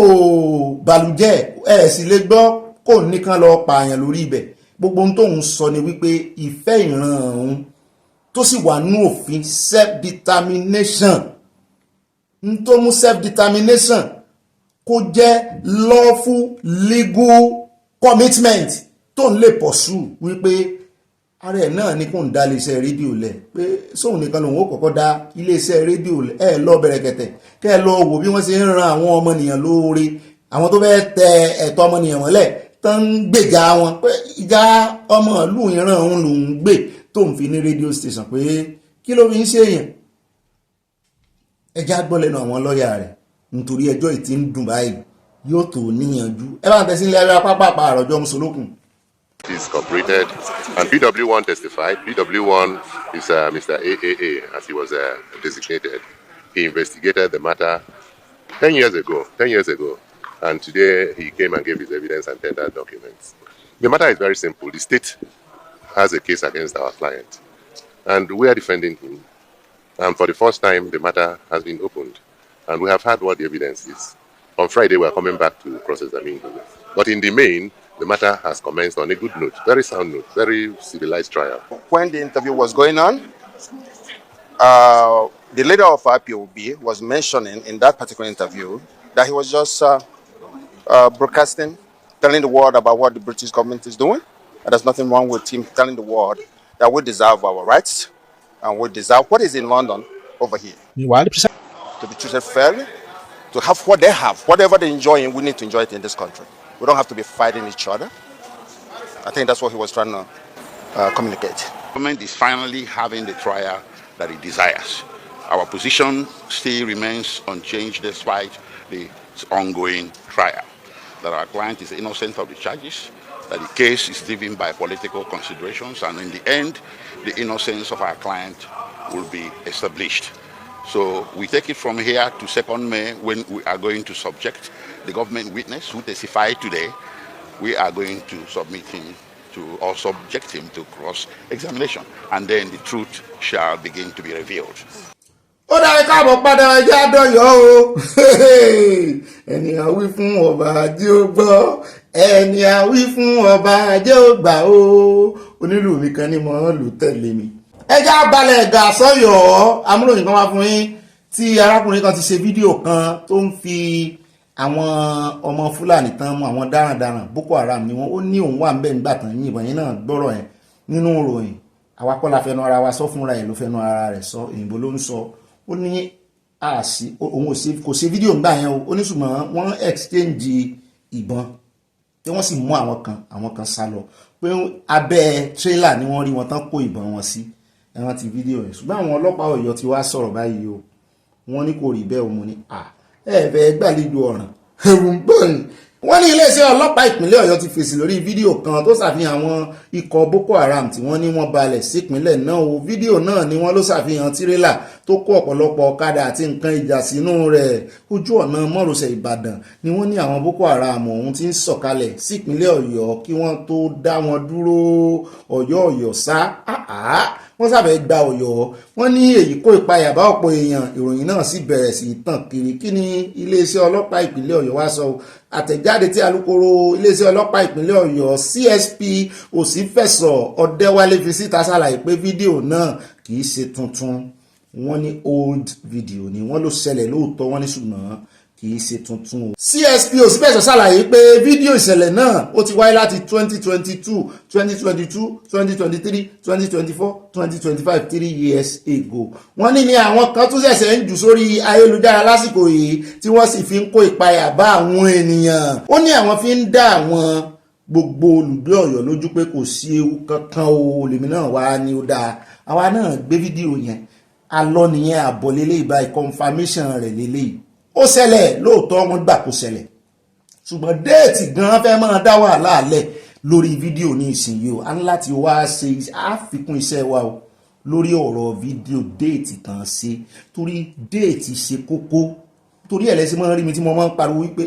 lánàá mo lo fídíò kan èmi ò mọ ìgbà tó ṣẹlẹ̀ o mi ò mọ ọdún tó ṣẹlẹ̀ o torí èmi ò ṣe narration kankan láti sọ wípé ó ṣẹlẹ̀ ni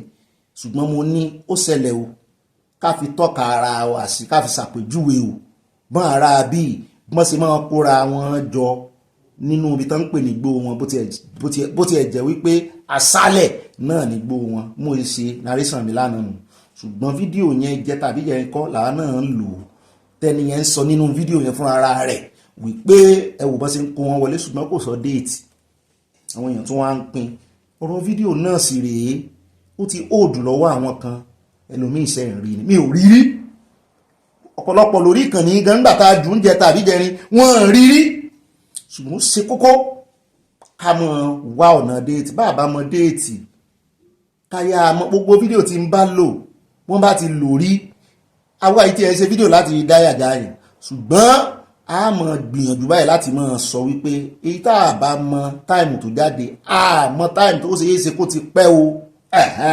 iléeṣẹ́ ọlọ́pàá wọn ń jábọ̀ báyìí pé iléeṣẹ́ ọlọ́pàá rọ àwọn aráàlú láti má bẹ̀rù wípé kò sí wàhálà pé kò séwu lẹ́gbẹ̀rún ẹ̀kọ́ o àfi àìdùn ọbẹ̀ pé fídíò yẹn ó ti pẹ́ láti 2022 o wọ́n ní láti fìdí ẹ̀ múlẹ̀ pé fídíò yìí kìí ṣe tuntun a rí DCO ìgbà náà DSP Ṣẹ́gun Adéyẹmọ tó ti fẹ̀yìntì láti oṣù kẹjọ ọdún 2024 tó farahàn díẹ̀ nínú fídíò náà ẹ ti rí ẹ̀rí báyìí fún ìdí èyí arọ aráàlú láti dẹ́kun pínpín fídíò ọ̀hún tó ti kọjá tí a sì ti yanjú ọ̀rọ̀ náà wọ́n sọ pé kìí ṣe Boko Haram wọ́n sọ pé wọ́n kó nǹkan ìjà wọlé ṣùgbọ́n déètì náà ló ti pẹ́ o ṣùgbọ́n a lè fi rán wa létí ó kàn di dandan ká sọ fáwọn èèyàn kó ti pẹ́ ni òun lè ti wá ń gbọ́ báyìí orí confirmation ẹ̀rí o iléeṣẹ́ ọlọ́pàá Ọ̀yọ́ sọ pé èyí yóò dín ìròyìn òfégè àti ìpayà kù bí ìṣẹ̀lẹ̀ pàjáwìrì bá wáyé wọ́n ní àwọn nọ́mbà ìpè tí ẹ lè pè táwọn aráàlú lè pè sí rèé o àwọn ò dáhùn àwọn ò ní kò ṣe pọnú mọ́tò páwọn ó dáhùn pápápá ọjẹ́ǹtì ni wọ́n ní nípínlẹ̀ Ọ̀yọ́ nìkan ni o wọ́n ní ẹ pè àwọn kọ̀máǹdì lórí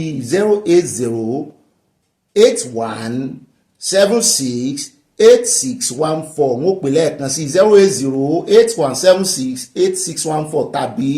09054133071 09054133071 tàbí 09061299291 09061299291 bẹ́ẹ̀ bá kẹ́fìn kankan wọ́n ní ẹ mọ̀ pé àkíyèsí wọn sí mòròpá àti kókòjá lórí ìyún o. Is it because of the edits and this thing will happen and make it not dey okay or get something else anybody die? No, since let me tell you something. If something dey do me, I go dey notice. Since I no dey okay. I swear to God. Even the day where I go sleep, I sleep go for my car till second day. I don't know wetin happen. I just sleep for my car. No good. I don't like wetin I dey face in this young age. I never even enter 20 years. I don't dey face all this one. No good, no good. Even if I say I stop up, I no suppose dey face all this thing for this time. Yeah, calm down. Okay. No maintenance. No need to talk for you. You'll be fine. Okay? You'll be fine. You ever see your mom? When does you see your mom? When does you see your mommy? I don't call her video call. I call her video call yesterday. Every day. You always see her for her house. You always see her for. Okay, she dey far from you. Yes, now. How long? Maybe you go play with her small. No, I don't even like to see my family again. Why? Yes, I don't like to send them things to the make sure say that them things they do okay. I don't like to see them again because my mentality now it don't pass to it stays my. No, there's nothing like not to see. Let me tell you something. My thinking now it don't pass their own thinking. I come like say now me with their father and their mother. I swear. Wait till me the so bad. Now you be the senior. Now you be the eldest. No, I get daddy brother, but wait me now you God Sipela, you know me now you God bless. So it does not matter. Now that person God bless. Now you will later come turn to their parents. I don't turn to. I know the rest. And it's okay. May God just bless you more. Now your family. No, hear me. Okay. They not say things they go define person or I would just run come up like that America put it stay for one person side. You go miss them. Go offline. Go yeah, like that of them. I won't do a take. Let me tell you something. I don't think the worried of somebody. For life, we always get some problem. We wish there's some kind of things that happen. But when you can't get that thing, you will miss the things you wish you were having before. When I did like this, my papa, mama, no, they don't think I miss my family. Family is always family. You go miss them. You go miss your mom. You go miss your sister. Let me tell you something. Listen to me, Salah. I swear to all my life. I don't miss my mommy. I don't miss my daddy. I don't miss anybody. Before, if my mom just carry me travel, go somewhere, saying me come next week, I would cry, I would wonder. But now I know they miss anybody.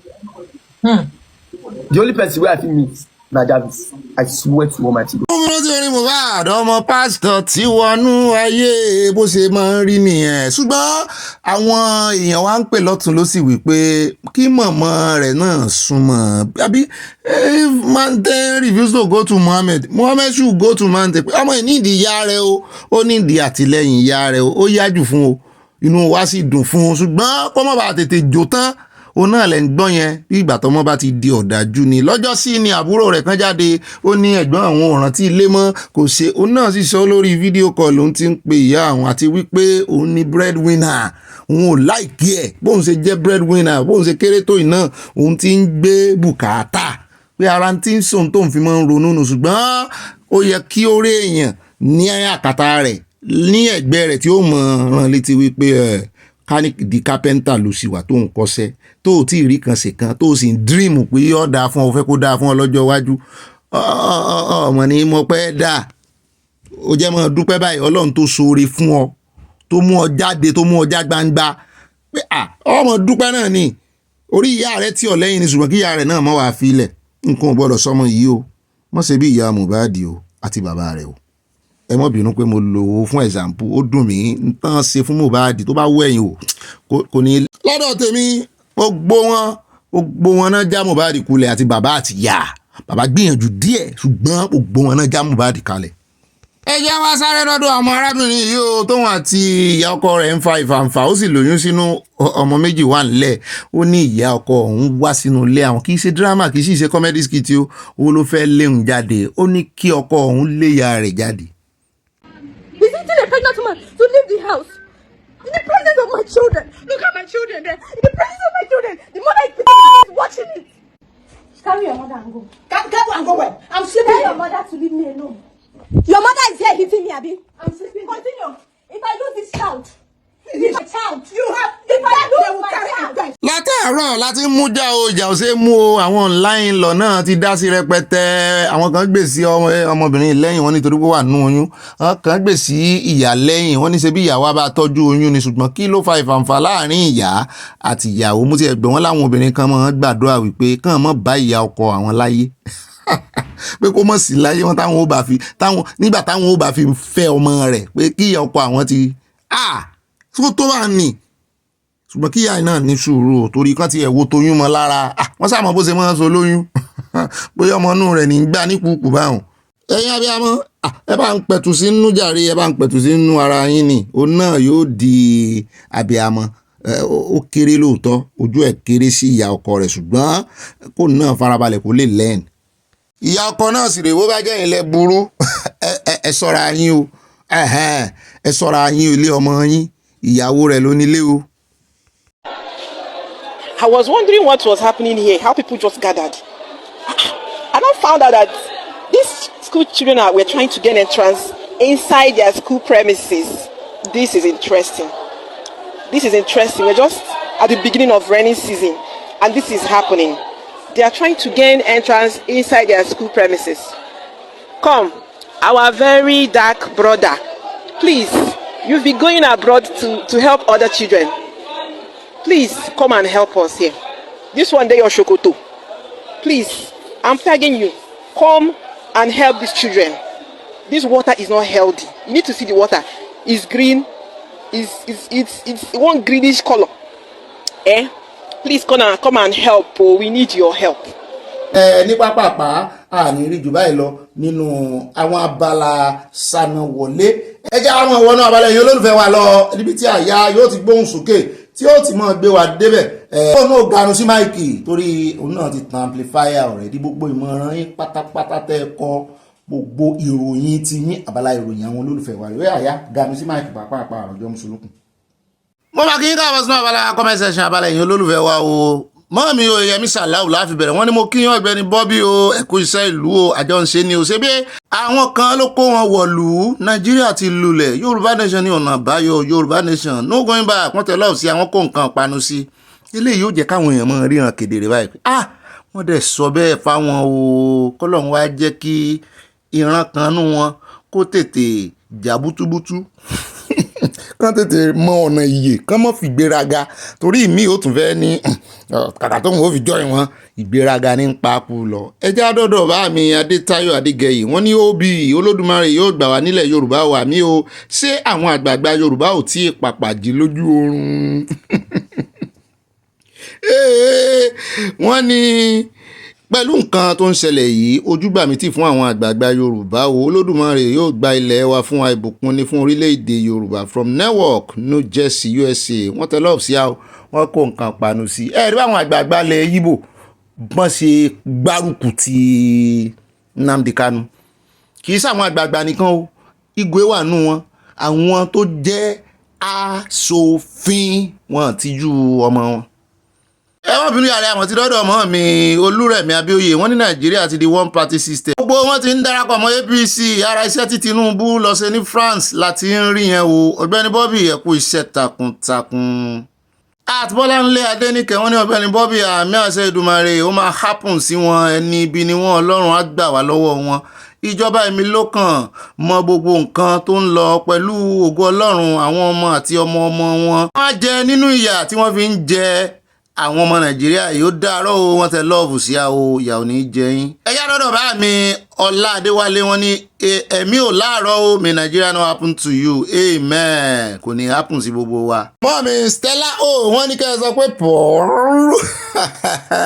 àti sọ pé pọ́ọ́rù wọ́n á fi popcorn lé wọ́n ní ẹ̀ mọ́ jẹ gúgúrú olóyin lọ mbàrówó mbàrà fún Mọ̀dínà aláǹgbá sọ owó nù ó fi ìyókù gbá bọ́ọ̀lù èyí ti ṣe góò ọ̀ọ́dẹ́gbà mi. àtìyàwó Aminat Gani wọ́n ní ẹ̀kọ́ ajálẹ̀ ẹ̀kọ́ àṣálẹ̀ Ọ̀gbẹ́ni Bobby iṣẹ́ àlàáfíà lẹ́wà àti ẹ̀yin pẹ̀lú fámìlì yín àlàáfíà ní Ọlọ́run kò ní jẹ́ kí Nàìjíríà happen sí wa o àti àwọn olólùfẹ́ wa àmì o ohun tó ń ṣẹlẹ̀ ní Nàìjíríà yìí kò yé ẹnikẹ́ni mọ́ o Nàìjíríà ti tán Yorùbá nation tètè dé o much love to you bro from Oman long gbogbo àwọn àràbù bẹ̀ ńkọ́ wọ́n tẹ lọ́ọ̀bù sí àwọn bẹ́ẹ̀ náà ni wọ́n fi nǹkan panu ṣé déètì lẹ kó sínú pákéjì yìí tẹ́ ẹ fi ránṣẹ́ sí a wọ́n tẹ lọ́ọ̀bù sí arẹpẹtẹ yóò dáa fún yín o. mọ́mí Tóyìn Adéoyè wọ́n ní Ọ̀gbẹ́ni Bobby ìbàlẹ̀ jẹ́lẹ̀ àti ọ̀nkọ́ àyà ikú iṣẹ́ takuntakun thanks for all you do kundus to you and àyà remain blessed you too remain blessed. wọ́n tẹ lọ́ọ̀bù sí nǹkan panu náà pọ̀ rẹpẹtẹ láti Florida USA bẹ́ẹ̀ náà ni inú kúlà pẹ̀lẹ́ kó sí Yorùbá nation no going back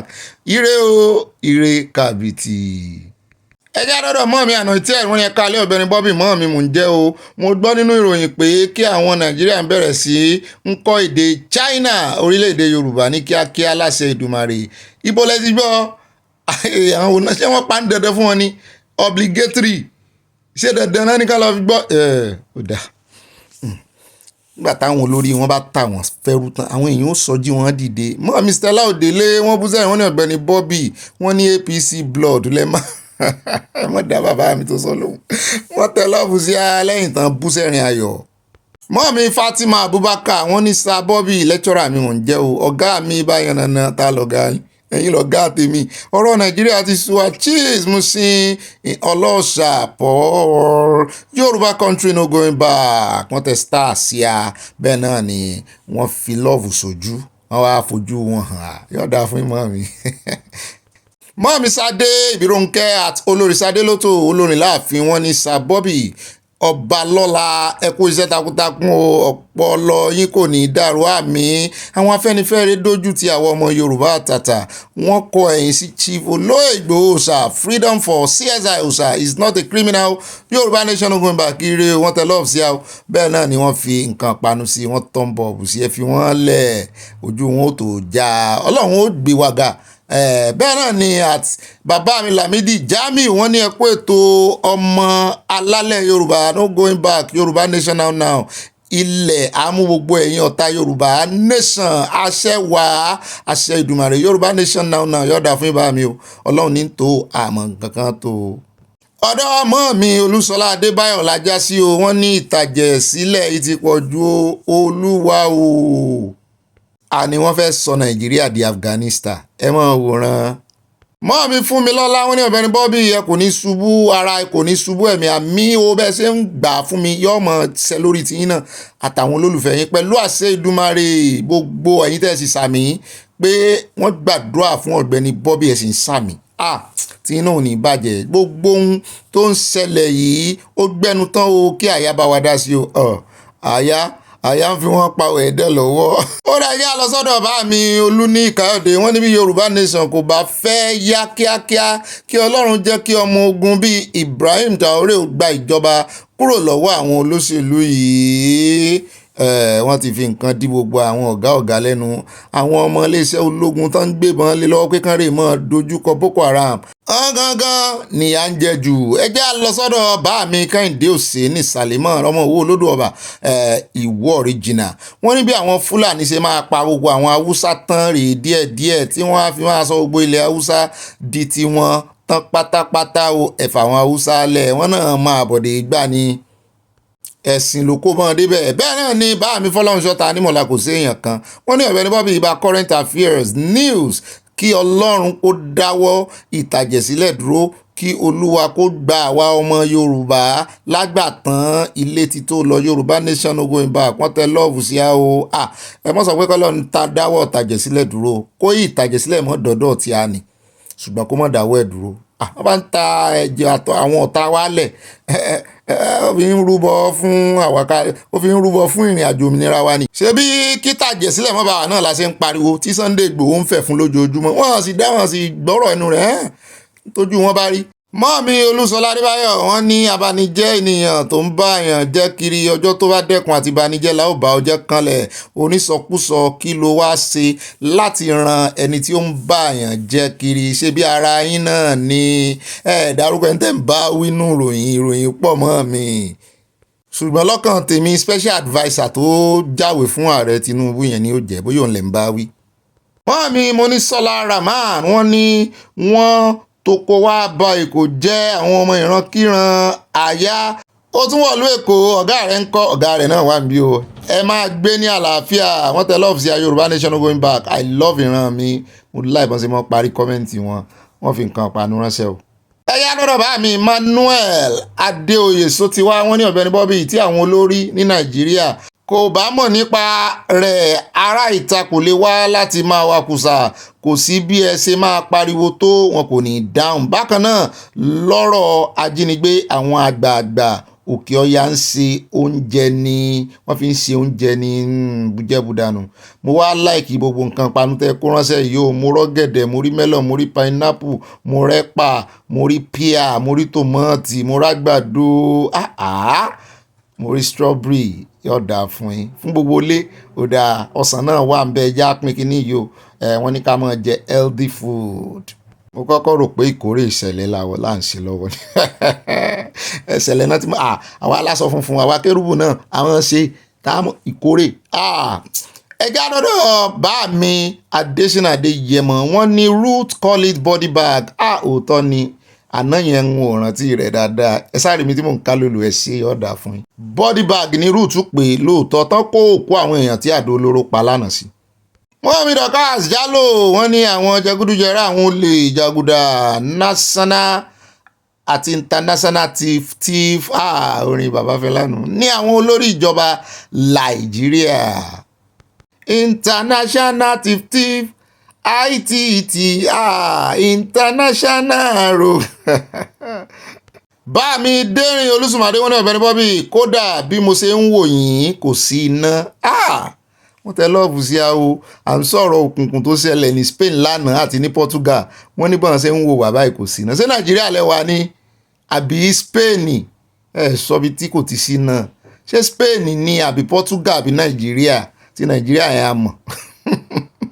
Mọ́àmí Adésọlá Ọládèjì wọ́n ní tí ẹ bá fún ààrẹ Tinubu ní ìmọ̀ràn burúkú kò lè gbọ́. Bàbá Ahmed ìmọ̀ràn tó fún Tinubu sí ó fún Buhari tó fi ń pa gbogbo ará ìlú tán. Mọ́àmí Ọlágbẹ́jọ́ Àṣàyè 5 lines lákà ń bẹ̀ mọ́bìnú ogun wọ́n ní Ọ̀gbẹ́ni Bobby ọkọ̀ àwa senior girls mo jẹ́ ìmọ̀ mi ẹ kú ètò ìlú Ọlọ́run yóò túbọ̀ máa bá yín ṣe wà mí o ìmọ̀ràn wo ni Ọlọ́run bíi ìgò magífẹ́ fún ọmọ olódò tí ó rò pé yóò tẹ̀lé ọmọ olódò dẹ fúnra rẹ̀ tó jẹ́ wípé Sùfáyò ní òun fúnra rẹ̀ ó ga o àṣẹ oníṣẹ́ tí màá fẹ́ pa nígbà tí Buhari wà lórí ipò ṣé wọ́n fi ààyè gba Ọ̀ṣínbàjò dà ẹ ṣe yọ̀ọ̀dà fún yín ẹsẹ̀ tí màá ranjú sípò yẹn ni ọ̀rọ̀ àṣẹ kọ̀ǹgàn fẹ́ jókòó bẹ́ẹ̀ ni mọ́mí hannah ń sùn wọn ní pọ́ọ̀ rẹ̀ mẹ́rin náà ṣe pọ́ọ̀ wọ́n tẹ lọ́ọ̀bù sí a wọ́n kó nǹkan panu sí i.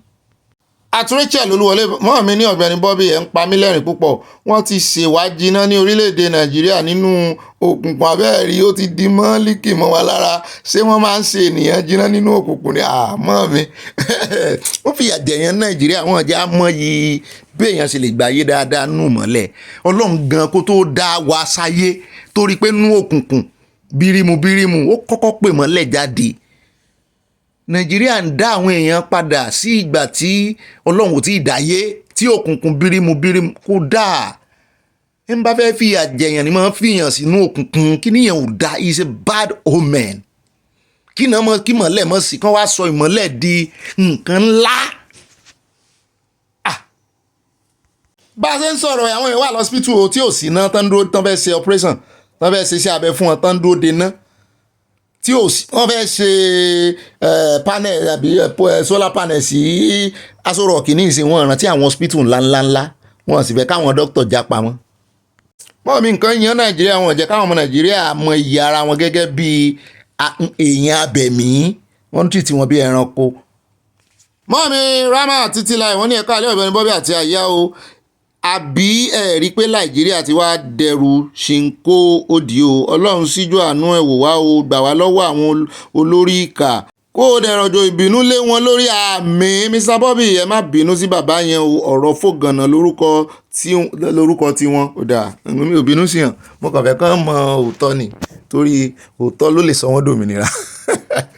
A ti gúnlẹ̀ sọ́dọ̀ mọ́ mi Yẹmí Igi àlàáfíà ládé bá wọn wọ́n ní ó mà ṣe o àtúndá olú ó ga o Ọ̀gbẹ́ni Bobby olóòótọ́ ìlú ni òṣìkà ìlú o tó bá mọ̀ wòra rẹ̀ ń ràn kán sọ̀ ń dòṣìkà ìlú mọ́ ni kí wọ́n pín ìlú yìí o ló lè mú ìbàlẹ̀ ọkàn wá kì í ṣe pé a kò ní ìgbéníjà ṣùgbọ́n ojú yóò kára àwa náà ní ìpèníjà láàrin ara wa ṣùgbọ́n ojú wa ó kára wa. Báàmí Adékúnlé Sàláùdín wọ́n ní ọmọ Yorùbá Iléyá Art Felicia láti ṣe tí mà ti ṣe ara rẹ̀ mọ́ mi ní Ọ̀gbẹ́ni Bobby ẹ kú ètò Ọlọ́run ní mọ̀ ń tò kò ní bàjẹ́ fún yín àti gbogbo ẹbí yín o àmì o àtẹ̀yìn náà mọ́ mi wọ́n ní gbogbo àwọn Boko Haram tí wọ́n kódà sínú iṣẹ́ ológun yẹn ṣe gbogbo wọn náà ni wọ́n máa kà mọ́ sẹ́ńsọ̀ ó máa ṣe o àwọn ọmọ Yorùbá ilé ti tó lọ kí Olúwa mú wa dé ilẹ̀ ìlérí wa àmì àṣẹ wo wọn tẹ lọ́ọ̀fù sí a wọn kó nǹkan panu sí lẹ́gbẹ̀ẹ́ ẹjẹ́ àdọ́dọ̀ bá mi Báyọ̀ Akíngbàlà wọ́n ní àwa la ríra wa ológi ní ìrọ́mọ ẹkùn àwa la ríra wa jálá ọdẹ yọ̀dà fún yín oh my God ẹgbẹ́ ń débẹ̀ gan wọ́n ní this blood that we are sharing but no there is God wo. Yorùbá nation ń retí rẹ o pẹ̀lú ìfẹ́ wọ́n ní kò ní rẹ̀ yín bá kọ̀ǹfàmù ẹ̀ wọ́n fi nǹkan panu ránṣẹ́ kò ní rẹ̀ yín náà láṣẹ Ọlọ́run àjíǹde aró mọ jẹ́ o pírí lológójì mọ́ọ̀mí Adéníkẹ́ Adésànyà wọ́n ní Ọ̀gbẹ́ni Bobby à ń gbádùn ọlọ́kan ọ̀jọ̀kan tó ń fún wa gbọ́ o òun ló ń bí wọn nínú ó tún ní ìwà ìrẹ̀lẹ̀ pẹ̀lú rẹ̀ gbogbo àwọn olóṣèlú ló mu ẹ̀jẹ̀ ó yẹ kán fúlọ́ọ̀sì mi ẹ̀yin náà máa ń sọ̀rọ̀ èbó mi wọ́n ló yẹ kán fúlọ́ọ̀sì gbogbo wọn dànù. From Rhode Island USA wọ́n tẹ lọ́ọ̀sì Yorùbá nation home back mọ́ mi wọ́n bí mi rè bíbí ire ni èmi náà tún túnra mi bí n ò sì ní jọra mi lójú láṣẹ Ọlọ́run Èdùmàrè bá mi orí ọlá ò rí ìṣẹ́jẹ́ agbọ́bọ̀yà wọn máa fi mí pa wọn máa fi mí pa á nì wọ́n ní àyà ikú iṣẹ́ òjò bá mi kí Sojú Abẹ́ní kò pé inú mi dùn gan-an lórí ọ̀rọ̀ Olúwo tí ẹ gbé yẹn ò bá mi sọ wípé kò sí fífipá mọ́ ọmọ ọkọ Ìwó kárígò yóò dáa fún yín bá mi Ìwó yàtọ̀ sí ọ̀bàyéjẹ́ tí ń bàwò jẹ́ ó yàtọ̀ sí Ìwó gédégédé. Wọ́n ní Spain dey play bring cable Nigeria go borrow you light orí ọlá ò raise from Dallas Texas abẹ́rẹ́ wọ́n bọ̀rọ̀ wọn lókùnkùn. ẹ jẹ́ àdọ́dọ̀ mọ́ mi Mojúrọ́lá Adémọ́lá wọn ní ẹkú iṣẹ́ ìlú Ọ̀gbẹ́ni Bobby àti àyà Paul Kùdùsì fún yín Oòduà àgbẹ̀yìn kò ní gbé ọmọ àlè Yorùbá mi wọ́n tẹ lọ́ọ̀fù sí a àṣẹ ló yẹ kí n ṣe àṣẹ wọ́n tẹ lọ́ọ̀fù sí a wọ́n kó nǹkan panu sí i. Mọ́ọ̀mí Ìyáàfin Fáláyé wọ́n ní Ìbà Sojú Abẹ́ní kò àwọn olórí wa ti torí ìjẹkújẹ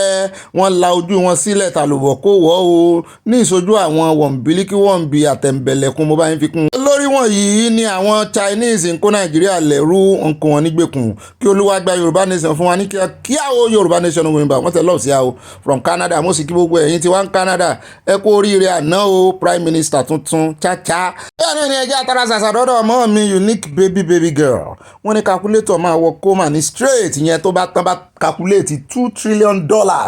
tán fẹ́ yí sí náírà wọ́n ní yóò wọ́pọ̀ mà yóò ṣẹ́jú yóò pàjúdé. bẹ́ẹ̀ náà ni ìyá mi Dorcas Kazeem wọ́n ní ó bọ́ọ̀bì yìí bá ganú sí mò ń jẹ́ ìmọ̀ mi o gbogbo ìròyìn tí à ń gbọ́ lójoojúmọ́ yìí wọ́n máa ń fọ́ ènìyàn lórí ní ẹ̀wọ̀n mọ̀jẹ̀ fọ́ yín lórí ìròyìn Nàìjíríà ó ga o Nàìjíríà ìbùkún ní fún orílẹ̀-èdè Yorùbá wọ́n tẹ lọ́ọ̀bù sí wọn kó nǹkan panu rẹpẹtẹ sí lẹ́gbẹ̀ẹ́ o wọ́n ní a máa fi sọ̀rọ̀ àjìjà. mọ́mí ẹ̀mí ìgè wọ́n bú sẹ́yìn wọ́n ní oh my god up nepa very funny wọ́n bú sẹ́yìn lẹ́ẹ̀kan sí wọ́n ní ṣé wọ́n sọ fún wọn ní Europe pé wọ́n ò múná lọ ní wọn ò jẹ́ kán mọ̀ o ṣàdédé ló pajúdé o ó ga o. At Amazing Grace wọ́n ní Ọ̀gbẹ́ni Bobby ibà lónìí ni yóò ṣe kò ní dọ́là bẹ́ẹ̀ ní bá mi ọ̀dà fún ìmọ̀ mi. wọ́n ní ọkọ obìnrin yẹn ọkọ obìnrin akọrin ẹ̀mí tó kú wọ́n ní kò ní ọmọ kankan tọ́jú he only cares for himself they should deal with him as a deterrent to others. I support you bringing out the report about the Oluwo. Whoever is not happy about it is possibly an hypocrite. We need more Natasha and VDM to deal. Ibi tá a rí tí screen gbèdé inú ẹ má bínú ó ti gùn ju 5 lines lọ ẹ̀yin èèyàn mi ẹ ti ń kọ mẹ́sẹ̀gì yín kọ́mẹ́ǹtì yín ju 5 lines yìí lọ o ẹ má gbàgbé àdéhùn wa o bí ojú bá yẹjú kó mọ̀ yẹ o. ìyá mi Ṣọlá Òdòmọ́sù wọ́n ní I love this ọmọ Igbo he speaks fluently mo gbégbó ṣàfùnjàre I have watched him before I dove my heart for him jàre. tẹ ìwájú wọn ní ìbáṣojú abẹ́ ń kó ẹ má dá àwọn pípù yẹn lóhùn o a kò lè fi ikú wé oorun jàre Nàìjíríà àti USA 7 up ní o the difference is clear nípa technologies. At Akínyẹmí òní bá mi ní ìgbéraga Wàsíù ti pọ̀ ju ìgbéraga ló ń ṣáájú ìparun ó ti pọ́n mọ́ jù a máa ń búra wa nígbà kékeré ló ti pọ́n mọ́ jù mo rò pé irú èébú yẹn wà mọ́ ó ti pọ́n mọ́ jù èèyàn lásìjù ní jẹ́ bẹ́ẹ̀. wọ́n ní kó lọ sọ ara rẹ̀ kó má bá wa lé gbogbo ènìyàn o gbogbo ènìyàn ló mọ̀ pé onígbéraga ni báwọn ayé bá sì ti mọ àléébù kan mọ́ èèyàn yóò pẹ́ kó tó lè wẹ̀kú o. mọ́ mi Ṣọlá Òdòmọ́sù wọn ní àtúndá gan ni èmi ló kàn fẹ́ fi àwọn ọmọ Nàìjíríà sí o I can't stop laughing with your illustrations o 2030 wà lọ́hùn àìmọye àwọn èèyàn ló máa ti pa before then ni o a ò ní sí lára wọn yọ̀ọ̀dà fún ìwọ̀n mi o ọlọ́run fẹ́ reform ìtumọ̀ fọ́mì náà ní kéèyàn mọ̀ èèyàn bẹ́ẹ̀ náà èmi gan tún ròyìn ẹgbẹ́ lánàá mo ní ọlọ́run ó mọ̀ jẹ́ kọ́rọ̀ ìbọ́ sí mi lẹ́nu o. mọ́ mi ó palai with evangelist Olúbùnmi ìyá Jésù wọn ní up nepa kódà ọ̀pọ̀lọpọ̀ Nàìjíríà lè rìn nínú òkùnkùn láì fẹsẹ̀ kọ́ mọ́ mi ìwúlẹ̀ tún sọ yìí ọ̀pọ̀lọpọ̀ ọmọ Nàìjíríà ṣé pé wọ́n ti adapt sí òkùnkùn wọ́n jẹ́ káwọn èèyàn mọ yìí ẹ̀mí èèyàn pé èèyàn ni wọ́n. ẹjẹ́ àdọ́dọ̀ mọ́ mi Tina Parker wọ́n ní that person who is comparing what is happening in Nigeria to New York is delusional and not living in New York State. Law and order exists in New York. We New Yorkers do not take. How dare he make false statement? Bobby, please ignore these people. They are not well. Bobby wọ́n tẹ lọ́ọ̀bù sí wọ́n ní chop knuckles wọ́n bá ń kó flower mi lé 100% yóò dá fún mọ́ mi olóòrùn dídùn ní flower yẹn. At Adesina Ọládẹ́ǹdè bá mi ní ibà bọ́ba jíròrò tilẹ̀ Yorùbá ẹ kó iṣẹ́ ọpọlọ bá mi tó fi mí joyè rè o wọ́n ní Elédùmarè a máa tì í lẹ́yìn àmì o kò ní tì wá lójú Olúwa gbé ẹ lékè àbínú ẹni aṣẹ wá ìmọ̀ràn mi sí ẹ kì í ṣe gbogbo àwọn tó ń gbọ́ ìròyìn yẹn ló ní ìfẹ́ o nítorí náà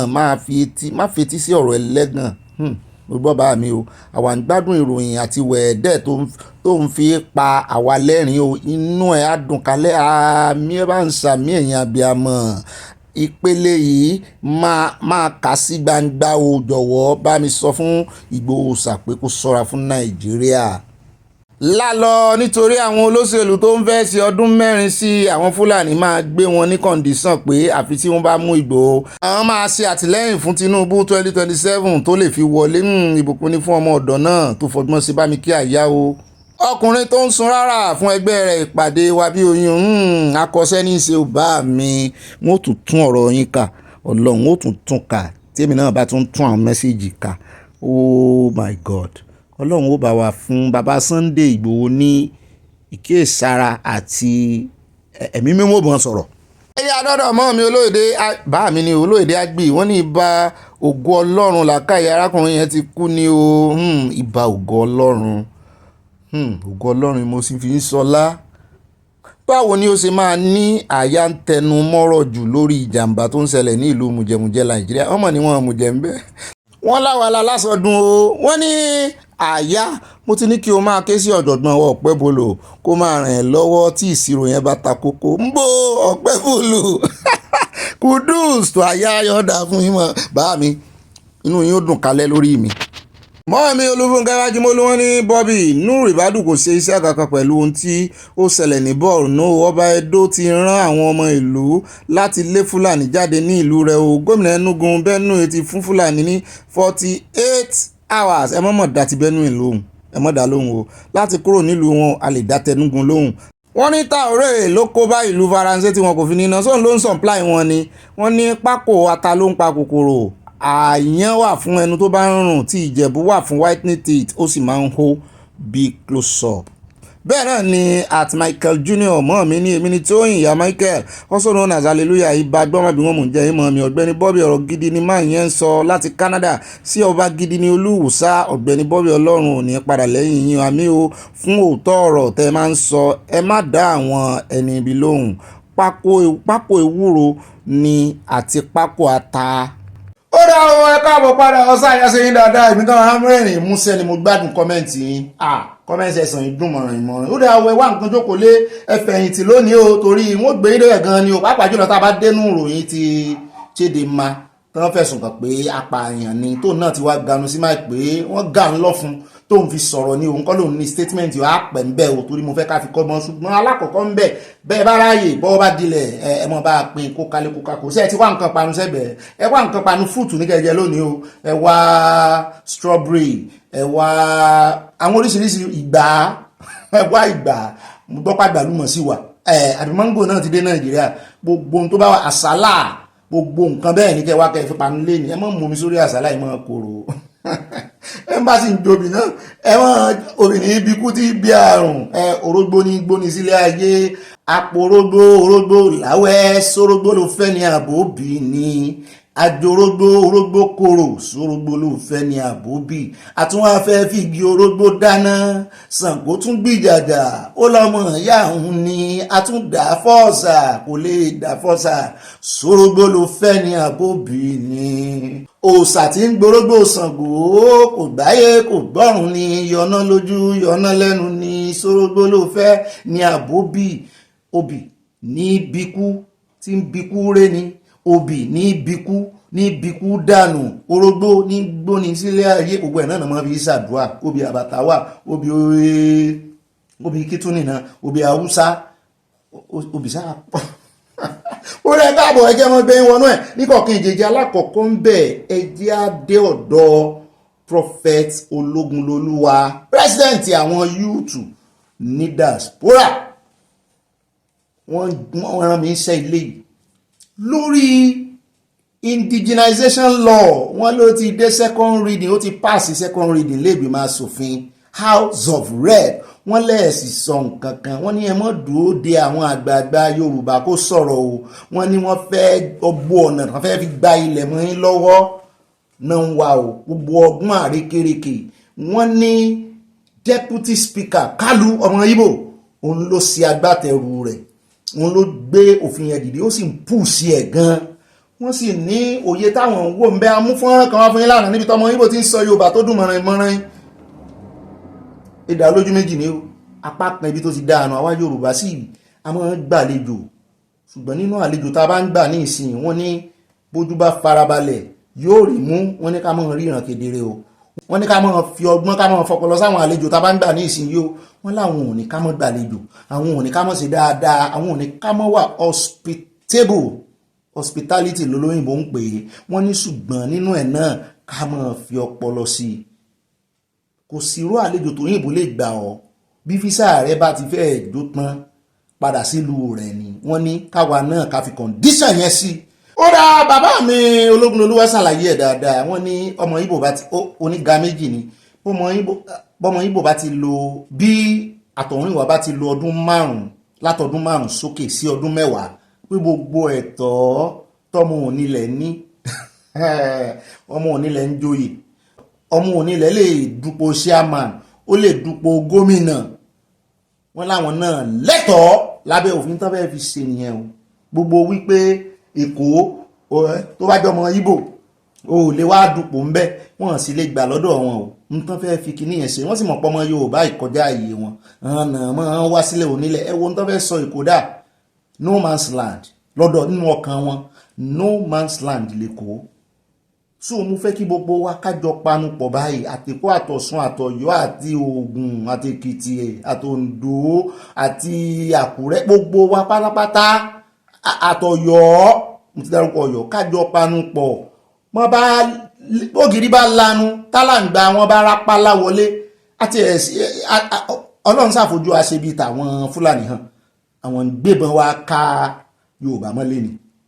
wọ́n sì ń káwọn ẹ̀yà míì náà mọ́lé, wọ́n jẹ́ ká mọ̀ wípé àwọn fẹ́ wá gba tẹ́rítírì ni. Ṣùgbọ́n táwọn Ìgbò yìí ọgbọ́n náà ń dà o, wọ́n á bá wa sọ̀rọ̀ díẹ̀, wọ́n á bá wa sọ̀tà díẹ̀, wọ́n ní wa lé ìkànnà, wọ́n ń já wa jẹ, wọ́n ń fàtẹ́gùn sí ni o. Wọ́n ra òfẹ́ pòpò ròde nù, èmi ń sọ, èmi ò èètì wọn, èmi ò kórìíra wọn, ṣùgbọ́n tèmi ń sọ fún yín ni pé nínú bá a ṣe mú fídíò ọmọ Ìgbò yẹn wá tó sọ Yorùbá mọ̀ràn ìmọ̀ràn, bírú yòun bá kílèmù baálẹ̀ tó bá lòun fẹ́ jẹ baálẹ̀ tí ó sì sọ pọ́ ọmọ Ìgbò lòun, bó lẹ́sẹ̀ mọ̀ nínú DNA ẹ̀, àbí yẹ́ bá fẹ́ jẹ baálẹ̀ bí ó jọba ní ìsìn ṣe bí ifá náà máa fi wò, ṣé wọ́n máa ń ṣe DNA fún, ó tiẹ̀ ti tásìkò báyìí mo rántí, àmọ́ ó yẹ kí wọ́n fi DNA sínú tẹ́sítì tó yẹ kí ẹni tó bá fẹ́ jọba ńlẹ̀ Yorùbá kó máa ṣe. Àbí kílẹ̀ ni mo wí, ó yẹ kán fi DNA síbẹ̀ báyìí, torí ewúrú àwọn ọba àmọ̀nà fìkì, ewúrú Olúwo tó rè fẹ́ Fúlàní, ẹ̀jẹ̀ ti dàpọ̀. Bírú yùn bá rè bí akọ ọjọ́ kan lọ́jọ́ iwájú yóò mọ̀ fọwọ́ lálẹ̀ fún àwọn ọmọ ìwọ ọ̀ríjínà pọ́mọ ìwò lóun náà. Ó ṣe rínú ẹ̀jẹ̀ Fúlàní sì ti dàpọ̀. Ó yá mọ̀ ṣe DNA ìfẹ́ tó bá fẹ́ jọba ìyún lápá kan ní tí bàbá ológun olówó àtàwọn àgbààgbà alákòóso Yorùbá Nation Youth wá ń sọ ni wípé àwọn ò fọwọ́ sí o. Oko ìjẹ́ ti bàbá tọmọ kọ́mọ làálàá, ìyẹn bàbá àtọmọ nìyẹn o, à ń bọ̀ sí àlejò àti aborigine. Mo ń gbàwé onílùú nílùú òyìnbó gan-an by privilege ni, ó níbi tó mọye ìwé ìlú tí Trump lẹ́nu ìgbà tó débẹ̀ tó ti revoke. Ọmọ Amẹ́ríkà gangan tó jẹ́ bàbá rẹ̀ ìyá rẹ̀ Amẹ́ríkà ni, kò sí ní tó lè ṣe tán lè revoke ìwé. Wọ́n fìyà jẹ ni, bẹ́ẹ̀ wọ́n bá tọ́ sí yóò lẹ̀ wọ́n, ó bá sì ti sáàbọ̀ ẹ̀wọ̀n rẹ̀ tán yóò jáde ńbẹ̀, ó tún sí ọmọ onílùú rẹ̀ lọ́nu. Wọ́n tún máa sanwó fún gan gẹ́gẹ́ bí ọmọ onílùú. Mi ò mọ̀ bóyá ń sanwó l'Amẹ́ríkà, ṣùgbọ́n wọ́n ń san fáwọn ti Europe. Ṣùgbọ́n tó bá jẹ́ ọmọ Nàìjíríà tó rè di ọmọ onílùú ní USA ló ṣerú yẹn, bóyá ló ṣe ẹ̀ṣẹ̀ kan, wọ́n á revoke ẹ̀ pàápàá. Eléyìí kì í wá sí orílẹ̀-èdè sórílẹ̀-èdè mọ́, ó wá máa jẹ́ láti ìran sí ìran. Ọmọ Ìgbò wá máa migrate wá sílẹ̀ Yorùbá tó bá ti lo 5 years, láti 5 years wọ́n lè máa sí bí ọmọ onílẹ̀. Wọ́n sì ti ra lé lọ rẹpẹtẹ, wọ́n ti ra dúkìá lọ rẹpẹtẹ. Ìtumọ̀ ẹ̀ ni wípé dúkìá tán rà yẹn ọjọ́ ogun bá dé, àbọ̀jọ́ tẹ́ ẹ bá ní kán kúrò ń lu yín, irú ilé tó ṣẹlẹ̀ lọ́jọ́ sí tán ní àwọn ó tì wọ́n sómi. Ọba Èkó ló sọ bẹ́ẹ̀, ní ilé tì wọ́n sómi mọ́ o, ní ilé fọwọ́ lálẹ̀ fún wọn. Ìyàwó ààrẹ yín ò ní ilé fọwọ́ lálẹ̀, irú fídíò kan tá a rí lọ́jọ́ sí, wọ́n àti ní ilé sọrú nǹkan tó jọ, tó ráwọn náà wọ́n ti dọmọ nílẹ̀ pátápátá porogodo. Ẹgbọ́sẹ̀ fọwọ́ sí owó yín dákẹ́ ń wòran. Yọ̀ọ̀dà fún bàbá ológun olúwa àti gbogbo entire Yorùbá Nation Youth tẹ́ gbóhùn sókè. Ẹlẹ́ẹ̀kejì ibẹ̀, wọn ò fẹ́ play voice bàbá wa ológun olúwa nítorí wọn ní lò, ṣùgbọ́n voice wọn ṣàlàyé ẹ̀dẹ́lẹ̀. Ká ní mo bá sọ̀rọ̀ ni mo bá ti gba access pé ṣé kí n lò, torí mo ní kàn ṣe voice note fún mi kàn fi ṣàlàyé ẹ̀. Ẹlẹ́ẹ̀kejì náà ni ti Sultan tán ló ń pèpè wípé gbogbo àwọn tó bá ti wà lórí ẹ̀rọ ayélujára tán mọ̀ proscribe wọn pọ́n gangan ni terrorist. Ẹgbọ́ ṣé ẹni tó wà lórí ẹ̀rọ ayélujára ló lọ bọ̀ ọ̀nà lánàá tó rè ju àdó olóró mi, tó rè tẹ àdó olóró bí ìgbà téèyàn bá tẹ òkun sílẹ̀? Ṣé ẹni tó wà lórí ẹ̀rọ ayélujára ni? wọ́n sọ kò bá kún gbé ọ̀rọ̀ sí ṣùgbọ́n orí ti kíní láti fẹ́ dúró náà torí kìí ṣe Ìgbò nìkan ni ó jèrè ibẹ̀ o Fúlàní náà ó jẹ́ o àìmọye Fúlàní tó gbọ́ Yorùbá o wọ́n kàn mọ́ fọ́ lálẹ̀ fún yín ni wọ́n ti lójú 5 years lọ́nbì àwọn jọ nílẹ̀ ni àwọn ìsì yìí gbalé sáṣẹ́ ń sọ wípé ẹ mú talé fún wọn mọ́ ẹ̀yin náà ẹ jẹ́ ká gbègbèsẹ̀ òfin yìí wèrè ni wọ́n lè wọ̀ náà àlùmọ̀kọ́rọ́ yìí ṣùgbọ́n ẹ mọ́ talé fún wọn mọ́ ẹ mọ́ líìsì ilẹ̀ fún wọn mọ́ ẹ kàn mọ́ kán jẹ́ tẹ́nàntì ayérayé ńlẹ̀ Yorùbá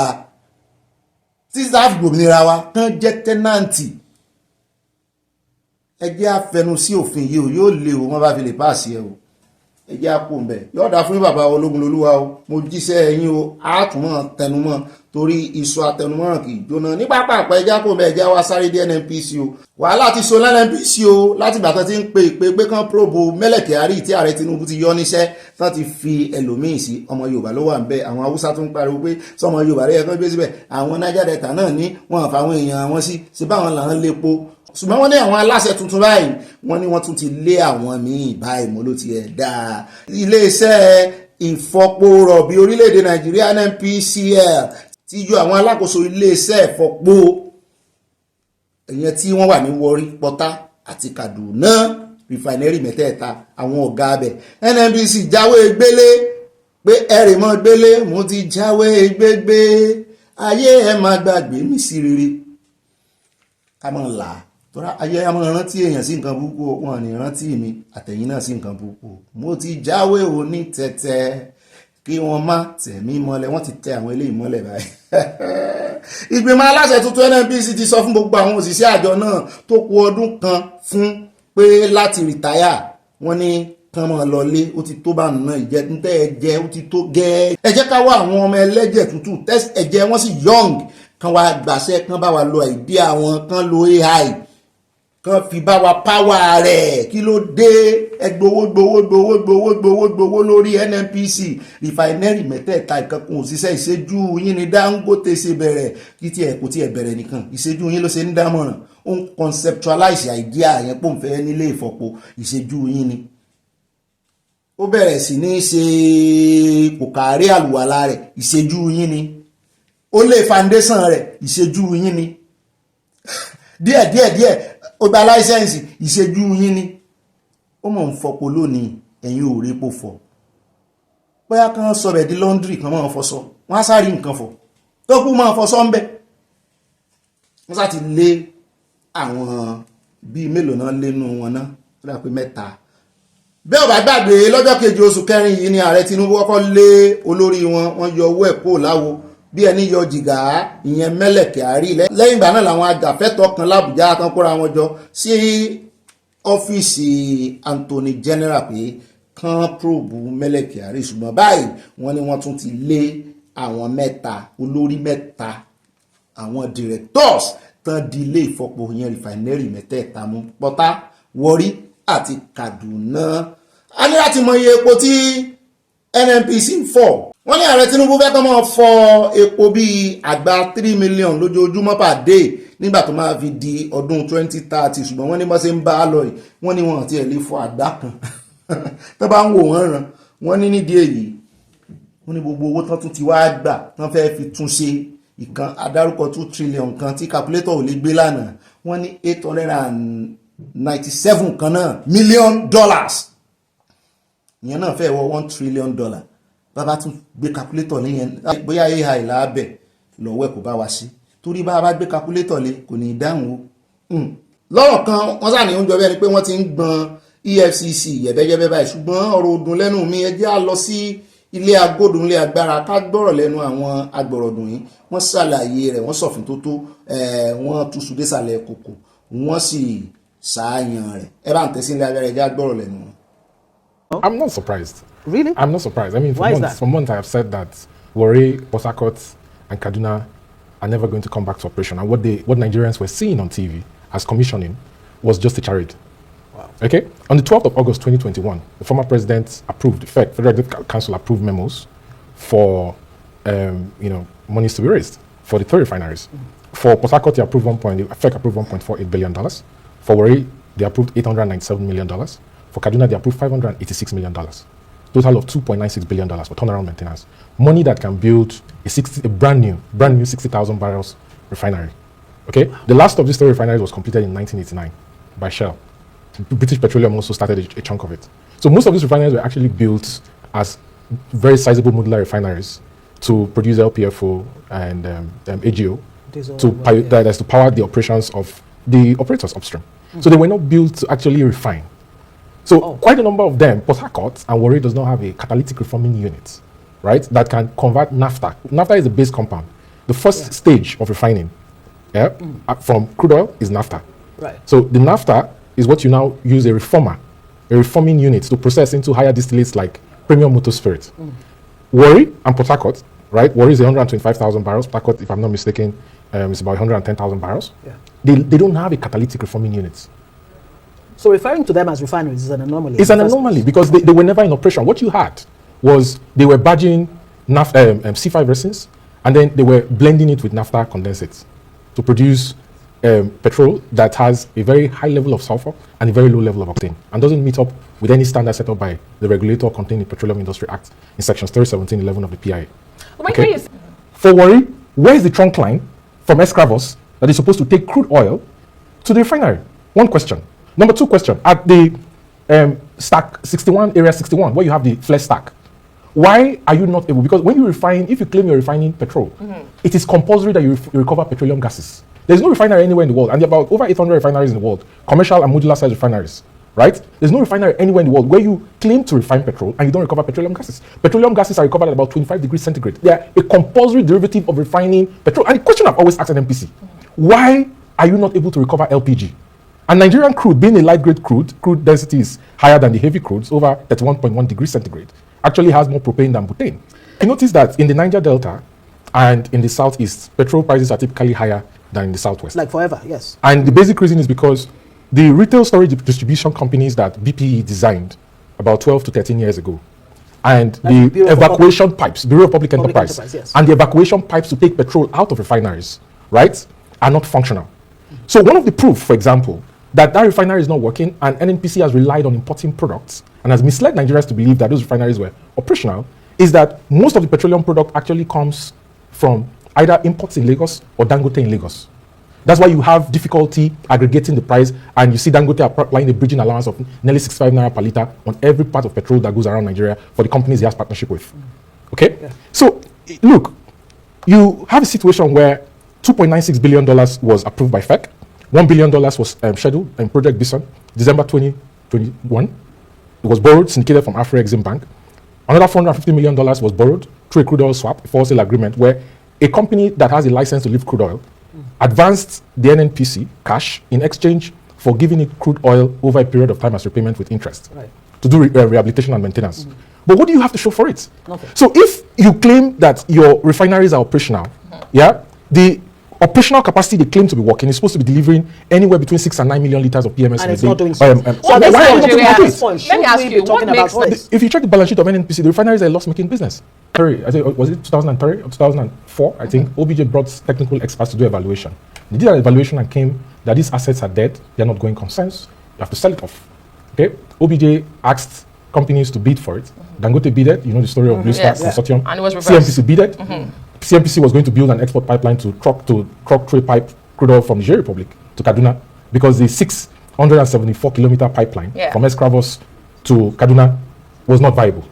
Okay. And then that sale was reversed in 2007. Those refineries are a cesspit for corruption. They are not working. They've consumed 12 trillion naira over the last 20 years. The long and short of this. The long and short is that NNPC, it's in the interest of NNPC for the Nigerian government to swallow its pride and say, we're done with government-owned refineries. Let's allow the private sector. Let's supply them with crude oil under DCSO obligations in sections 109 of the PIA and regulates the private sector. That's the work of the government. The government has no business doing business. We have a new board of. Ó náà lẹ́tí gbọ́ yẹn orin kan ló bọ́ sí mi lẹ́nu pótó ẹlẹ́kọ̀ọ́ dìrì ṣe bó ló jèrè ẹlẹ́kọ̀ọ́ dìrì ṣe bó ló jèrè NNPC jèrè ẹni jèrè wọ́n jèrè ó náà lẹ́tí gbọ́ lẹ́nu àwọn expert hàn àwọn tó mọ oyún ìgbín náà kára wọn wọ́n ní kí ìjọba wọ́n ní kó gbé èjìká rẹ̀ wálẹ̀ kó yé gapá kiri mọ́pò ní refinery. Wọ́n ní refinery rẹ̀ ò dá nǹkan kan. Wọ́n ní bẹ́ẹ̀ bá rè é wo àkáǹtì balance sheet rí NNPC wọ́n ní wọ́n pa wọ́n jèrè torí ẹ̀ ló jẹ́ ń kọ orin yẹn. Wọ́n wá ní kíni kan ṣe báyìí. Wọ́n ní nǹkan lè ṣe náà ni wípé kán ti pa wọ́n ní kán ti NNPC pa àti ti Warri àti ti Pátá àti ti Kaduna pé kán wá mójútó tàwọn ti private kán mọ́ regulate wọn kán mọ́ bá dá sí nǹkan kan wọ́n ṣùgbọ́n kán mọ́ supply crude oil fún wọn ní náírà. Wọ́n ní ìyún ló lè kógojá. Wọ́n ní kán rè ti NNPC pa ẹgbẹ́ ọ̀sẹ̀ fọwọ́ sí i. Ó rẹ káàbọ̀ padà onípápá àpá àròjọ́ musolókun ọ̀sẹ̀ fọwọ́ sí i bọ́ sí lé wọn. Ẹ jẹ́ àdọ́dọ̀ Chidinma o, ìròyìn yìí ó ń ṣe mí ń kàyéfì o. Àbí ká kọ́kọ́ dọ́dọ̀ ìrọ́ ẹ jẹ́ àkọ́kọ́ dọ́dọ̀ Chief Emeka Anyaoku, ọ̀kan nínú àwọn àgbàlagbà tí wọ́n pè ní elder statesman tó jẹ́ former Commonwealth Secretary General Chief Emeka Anyaoku ti ṣe àtẹnumọ́ èròǹgbà rẹ̀ gẹ́gẹ́ bí àgbàlagbà pé bọ́mọdé bá gégi nígbó àgbà ló mọbi tí ó máa wó sí o, pé kí Nàìjíríà tètè ní kí amọ́sá ní wàrà sísà kán bẹ̀rẹ̀ ìjọba true federalism. Àyábá ní ọ̀gá mi ń jà lé kan náà pé kí ni bàbá yìí sọ, ṣé yìí ṣe pé àwọn àgbàlagbà ti ń da bàbá ìlà mú ní kí lórí. Ó ní ṣe bí federalism ní Nigerian practice tẹ́lẹ̀ mú ní ṣé torí ìyún ló ṣe ń sọ pé bóyá àwọn àgbàlagbà ń da bàbá láàmú. Eléyìí kì í ṣe àwọn àgbàlagbà. Mo ní lọ́kàn rẹ tán bá ní nǹkan true òótọ́ ló ń jẹ́ bẹ́ẹ̀ ó true. Tí ìbá sòótọ́ kí ni ó jẹ́ ó ní false. Mo lè pè ní false federalism ló bá bú ẹ̀yìn. Ó ní ṣètùmọ̀ tí mò ń sọ ni pé false federalism ní Nigerian practice. Mo ní ń tèmi sáàmù ni pé Federal Republic of Nigeria federal government náà pè ìtumọ̀ federal náà sì ni wípé kó ní kálukú kì í ṣe adìyẹ kan ṣoṣo ní ó mọ làágùn ní ó mọ yẹyin táwọn kọ̀lọ̀kọ̀lọ̀ yòókù ó mọ kó jẹ irọ́. Gbogbo wọn náà jọ mọ iye ẹyin wọ́n wà kó ẹyin wọn sínú àgbọ̀n wọ́n ṣe ńlẹ̀ Yorùbá kó wá sí central á jẹ́ centralized government ní bàbá Chief Emeka Anyaoku bá gbà lẹ́nu mi pé òótọ́ ló sọ pé nǹkan practice Nàìjíríà ní ìsìn ní centralized governance pé true federalism ló yẹ káwọn practice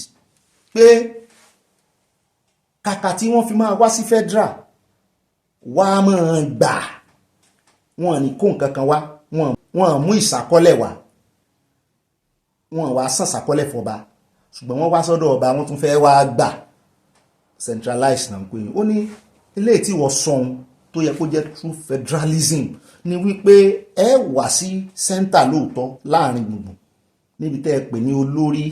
ẹ̀kọ́ta gbogbo yín ṣùgbọ́n bó bá ṣe 5 naira ni wọ́n pa mọ́ ọmú bọ̀ ó ṣe 20 naira lè mí pa kí n mọ́ ọmú bọ̀ òun láti mọ́ wà lọ́wọ́ òfo. Ó ní tó ń pè ní true federalism nìyẹn. Ó wá ní tí ìjọba ò bá tètè ṣe rìfọ́ọ̀mù tó lóun gbọ́ táàrẹ tán láàrẹ Tinubu ń rìfọ́ọ̀mù wọn rìfọ́ọ̀mù ó lóun ò tí ì mọ̀ tán rìfọ́ọ̀mù. Ó ní bí télọ̀ bá ṣe aṣọ rán wọ́n bá gbé fún télọ̀ tó gúùdù jùlọ ó ní yóò rìfọ́ọ̀mù aṣọ yẹn yóò sì tún ṣe dáadáa. Ó ní ṣùgbọ́n ààrẹ Tinubu ń gègé kúgè pé bọ́n bá sì sọ́ra wọ́n gé Nàìjíríà jà tí ó túká tí ó disintegrate túmọ̀ ẹni pé Nàìjíríà ó túká torí ẹ̀ mo sì fi wé èrí ògì lẹ́ẹ̀kan pé yóò túká ẹ̀yìn ẹ lọ bú yanrìn ń ta yanrìn tán wọ́n fi mọ́lé ẹ wọ́n fi sìmẹ́ntì sí o ẹ bomi sí kẹ́ wá lẹ̀pọ̀ ẹ̀ mọ̀ pé yóò kọ́kọ́ dì ṣùgbọ́n tó bá ti gbẹ tómi rẹ̀ bá ti lọ yóò túká báyìí ni. Ó ní bí ọ̀rọ̀ Nàìjíríà ò ṣe rí nu. Ó ní kì í ṣe àmọ̀ kò sámọ̀ ń bẹ̀ mọ́. Ó ní ìkórìíra ti gbòde kan àwọn èèyàn ò fẹ́ wà pọ̀ mọ́ nítorí ẹ̀ ló ń ṣe ń béèrè true federalism múlẹ̀ sí rí sọ. Mo ní ṣùgbọ́n àwọn tẹ́ ń bá sọ̀rọ̀ yìí ṣé ẹ rò pé tí wọ́n là ṣé ẹ rò pé wọ́n máa gbọ́ yín àbọ̀ máa fi gbígbọ́ sáláì gbọ́ torí mo ti mọ̀ pé ẹ ti lọ meeting pẹ̀lú ààrẹ Tinubu yóò ti tẹ́ ẹ méjì láti bàtà ààrẹ ti débẹ̀ yìí tẹ́ ẹ ti propose oríṣiríṣi fún wọn. Ǹjẹ́ wọ́n gbé gbèsè lé ìkan lára àwọn adviser àwọn jáde ó náà kàn fún oúnjẹ adviser àwọn kan gbowó oṣù sí ẹni gbogbo advice ìmọ̀ràn tó ń fún wọn ó ní wọn kà kún kí wọ́n kílẹ̀ wá fóun joyè àwòdì sí tóun ò lè gbòòrò mọ́ díẹ̀. n tí bàbá wa Emeka sọnù wo ṣé wọ́n rí sọ àbí torí pé wọ́n jẹ́ Ìgbò ká mọ́ ka ọ̀rọ̀ wọn sí. ó wá tẹ̀síwájú ó ní the country was more peaceful and developing faster in the first 6 years of our independence láti 1960 sí 1966 because it had a genuine federal constitution, he said. Each of the 4 regions had autonomy over their development, social services and internal security. Gbogbo ẹ̀ pátápínra rẹ̀ ń tán sọ náà ni pé ìjọba ẹlẹ́kùnjẹkùn. Kì í ṣe pé ẹ wàá di ẹrù lé federal nìkan lórí. Ẹ tún sèfù owó subsidy, ẹ tún pín, ẹ tún ràbújá rè pín, gbogbo ń tán lọ ń ṣe lábújá wọ́n rè ní owó ni. Torí ẹ̀ mo ṣe wọ́n sọ fún bàbá wa kan nínú ọ̀rọ̀ tán máa bú tán máa ní gómìnà yẹn ní lọ́wọ́ mo ní ṣe bó lẹ́sẹ̀ fi olè sọ ẹran, bó lẹ́sẹ̀ fòlè wọ́n pín owó fún wọn, wọ́n fún wọn ní over nígbà tí wọ́n ti yọ subsidy wọ́n náà kùnà ó yẹ kán ó wọn responsible. Ṣé àwọn Nàìjíríà tẹ́ rí wọ́n jọ ẹni tí wọ́n ó lù olórí wọn responsible? Àwọn tán fẹ́ràn ni lára wọn tán tún sọ fún yín pé owó àwọn ló kó jẹ àbí òṣojú nígbà tí yàyà. Ó dẹ̀ já kó bẹ́ẹ̀ já dọ́dọ̀ Sídìmá eléyìí ogun díẹ̀ o. Sídìmá tán fẹ̀sùn kàn pé ó pa Àtàgà olórí olówó Super TV ó ti jáde sọ̀rọ̀ o, wọ́n ti gbà láàyè báyìí. Sídìmá Ojukwu wọ́n ní ọmọ sùkúù Unilag ni nígbà tó sì wà ní 300 level ní mass communication lẹ́kọ̀ọ́ tó ń kọ́ nígbà náà kó tó di pé ó rakùbá. Wọ́n fẹ̀sùn ìpànìyàn kan pé òun ló ṣekú pa arákùnrin mílíọ̀nìyà Super TV Àtàgà. Ó ti wá sọ fún ilé ẹjọ́ báyìí, ó ti ganu sí máìkì o lọ́jọ́ Tuesday ló sọ fún ilé ẹjọ́ lẹ́kọ̀ọ́ wípé ìyẹn lánàá wípé statement tí wọ́n lóun kọ nígbà tí wọ́n mú òun lọ sí àgọ́ ọlọ́pàá ó ní irọ́ pátápátá ló wà ń bẹ̀ o. Ó ní òun ò sì mọ̀ọ́mọ̀ parọ́, ó ní ọwọ́ ara wọn náà fi kọ irọ́ fóun kóun wá sọ́jáde kóun narrate ẹ̀ pé story òun nìyẹn, pé tóun ò bá fẹ́ fẹ̀mí òun wéwu pé nǹkan bá sọ sóun nínú etí ni kò mọ̀ sọ jáde o. Ó dárúkọ àwọn ọlọ́pàá tí wọ́n fi tipá tì kúùkù mú níwájú adájọ́ Justice Yetunde Adesanya ló ti jẹ́rìí nílé ẹjọ́ gíga High Court tó jókòó sí Tafawa Balewa Square lẹ́kọ̀ọ́. Ó jẹ́ ìrántí àwọn ẹ̀sìn tán ṣe sí Tafawa Balewa Square, wọ́n àmọ́ láìkì environment yẹn. Ó ní ṣùgbẹ́rù wọn bà mí o báwọn ẹ̀sìn yẹn ṣe káwọ́ sókè báyìí, mo mọ̀ wọ́n pé láwọn eléyìí ò lè rí lù yàn báyìí. Only because of the fear that investigating police officer Mr. Bamidele and his team put in me, I couldn't say anything contrary to the narration he asked me to tell the commissioner of police, she testified. Ó ní IPO òun Mr. Bamidele ní IPO rẹ̀ àwọn pé wọ́n bá lẹ́sùn wọ́n máa assign IPO fún yàn, ó lóun ní IPO òun, ó ní Mr. Bamidele ló ń jẹ́. Ó ní ó gba ẹ̀rọ alágbèéká lọ́wọ́ òun, ó ní ó sì béèrè password rẹ̀ ìyẹn fóònù òun, ó lóun sì fún. Ó ló lọ directly sórí kọ́ńtàtì òun, ó ló sì lọ wá orúkọ sísítà òun jáde. Mo ní bò ló ṣe mọ orúkọ sísítà rẹ̀ torí kó má jẹ́ pé wọ́n náà ń wá irọ́ àtàmọ́ láti yọra rẹ̀, ṣùgbọ́n jẹ́ àgbọ̀ ogun tó sọ. Allegedly and reportedly ní o ló fẹnu ara rẹ̀ sọ o. So tí Mr. Bamidele bá fẹ́ kojú ẹ̀ tán rí ìmọ̀ kojú rẹ̀ bọ́ àmọ̀ bóyá náà sì ní IPO rẹ̀. Lẹ́yìn náà ló ní Mr. Bamidele confam pé sísítà òun ni lóòótọ́, ó sì sọ pé ó correct. Ó ní ó bi òun nípa laptop tí ó wà lórí tébù nígbà tó ń rí ìbá Àtàgà. Ó lóun sì sọ wípé òun lọ tún ṣe ní computer village ni pé ìmí ìtún wà tó ń tà. Olódà ó tún confam yẹn náà ó jẹ́ méjì. Ó béèrè pé èwo ló ń tà nínú méjèèjì, òun sọ wípé Mac Pro ìyẹn ti laptop nínú méjèèjì tó wà ń bẹ̀, ó ní Mac Pro ló ń tà. Ó ní ó sì tún béèrè àdírẹ́sì òun, ó béèrè ilé òun fún ní gbogbo rẹ̀. Chidinma tún sọ wípé ọ́físà Bámidélé tún béèrè nípa igbó mo fẹ́ pè ní igbó tí òun ní òun rà tán tó ń jọ fà pẹ̀lú olóògbé Àtàgà àti gbogbo nǹkan mímu sá. Ó lóun sì sọ pé ọwọ́ Kọ́dírì ló ń ti rà, sóun ní nọ́mbà Kọ́dírì. Ó ó lórí fóònù náà ló wà ó ló sì ní kóun wá nọ́mbà jáde bóyá wá pe Kọ́dírì bóyá kò pe Kọ́dírì ó lóun ò mọ̀ ó ní bóun wá ní Kọ́dírì ṣe jẹ́ sóun ó lóun ní supplier àwọn ní máa ń supply igbó fún ẹ mọ̀ pé ọmọ yìí náà ní lọ́wọ́ ṣùgbọ́n àwọn èèyàn ní ó ṣàjẹ́wọ́ ó mọ̀ fagbó obìnrin bó bá wọlé ọkọ ńkọ́ nígbà tó ń bí ohun pé ṣé ATM olóògbé wà lọ́wọ́ olóhùn lóhun ọmọ nǹkan kan parẹ́ o ló wá sọ fún un pé ṣé o mọ̀ pé lórí ATM yẹn wọ́n ti withdraw 5 million nú ẹ̀ nú àkáǹtì alákáǹtì bẹ́ẹ̀ náà tún withdraw 20,000 kó ní gbogbo owó tán sáà withdraw ó jẹ́ 5,380,000 olóhùn sọ pé òun ọmọ nǹkan kan nípa rẹ̀ o ó ní gbogbo ohun tó ń dáhùn sí ló fi kọ statement fóun ó ní àfikún náà sì wà ń bẹ́ẹ̀ àtẹlẹ́yìí tóun ò sọ ó ní gbogbo ẹ̀ ni wọ́n fi ó nígbà tí òun fẹ́ òun hàn pé òun ti kọ́kọ́ kọ statement kan kí ló dé tẹ́ tó ń fi pámú nǹkó nǹkan mi ó ní wọ́n dáhùn látẹ̀yìn ó lóun mú báírò ó ní òun sì ń gbọ̀n láti inú wá pé òun ò lè kọ nǹkan kan ó ní nígbà tí wọ́n fagídí fún òun ní báírò ṣe ni ọwọ́ òun gbọ̀n ó gba báírò lọ́wọ́ òun ó ní òun ò kúkú bọ ọkọ́ ó sì bẹ̀rẹ̀ sí bí òun láwọn béèrè ibo nílé àwọn state wo ló ti wá ọmọ ọdún mélòó ni ọ́ ó ní àsẹ̀yìnwá àsẹ̀yìnbọ̀ wọ́n sàkọ statement fóun lẹ́yìn náà ló mú léun lọ́wọ́ pé kóun kà á ó lóun ní òun ò rí handwriting yìí òun ò lè kà á òun kọ́ lòun fọwọ́ ara òun kọ́ ó ní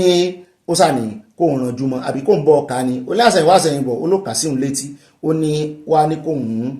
tún gbọ́ bí ẹ̀mẹ́ta pé torí òun ò mú un lọ sọ́dọ̀ commissioner of police wípé the same thing tóun kọ sínú statement rẹ̀ yìí pé kó gbà pé òun lòun kọ pé the same thing the same story náà ni kórè sọ níwájú commissioner lòun wá ní òun ti kọ̀kan níwájú lọ́ọ̀yà ó dá tẹ́ ẹ bá wá fagídí mú un ṣé ẹ jẹ́ kí lọ́ọ̀yà òun tẹ̀lé òun lọ sọ́dọ̀ commissioner ó ló ní láíláí kò jọ pé àwọn gbà lọ́ọ̀yà fún ó ní ká tó wí ká tó fọ̀ ó ní wọ́n tún ti pe ẹlòmíì wọlé tórúkọ rẹ̀ ń jẹ́ Mr. Chris lòun á wò pé ó ní Mr. Bámidélé sọ fóun pé àwọn oníròyìn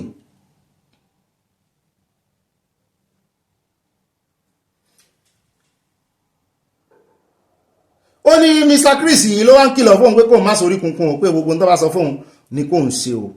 ó ní nígbà táwọn dé Ìkẹjà àwọn ọ́físà yòókù kúrò nínú ọkọ̀ wọn bọ́lẹ̀ ó wá kú òun àti ọ́físà Bámidélé nìkan tó jẹ́ IPO òun ó ní ó béèrè pé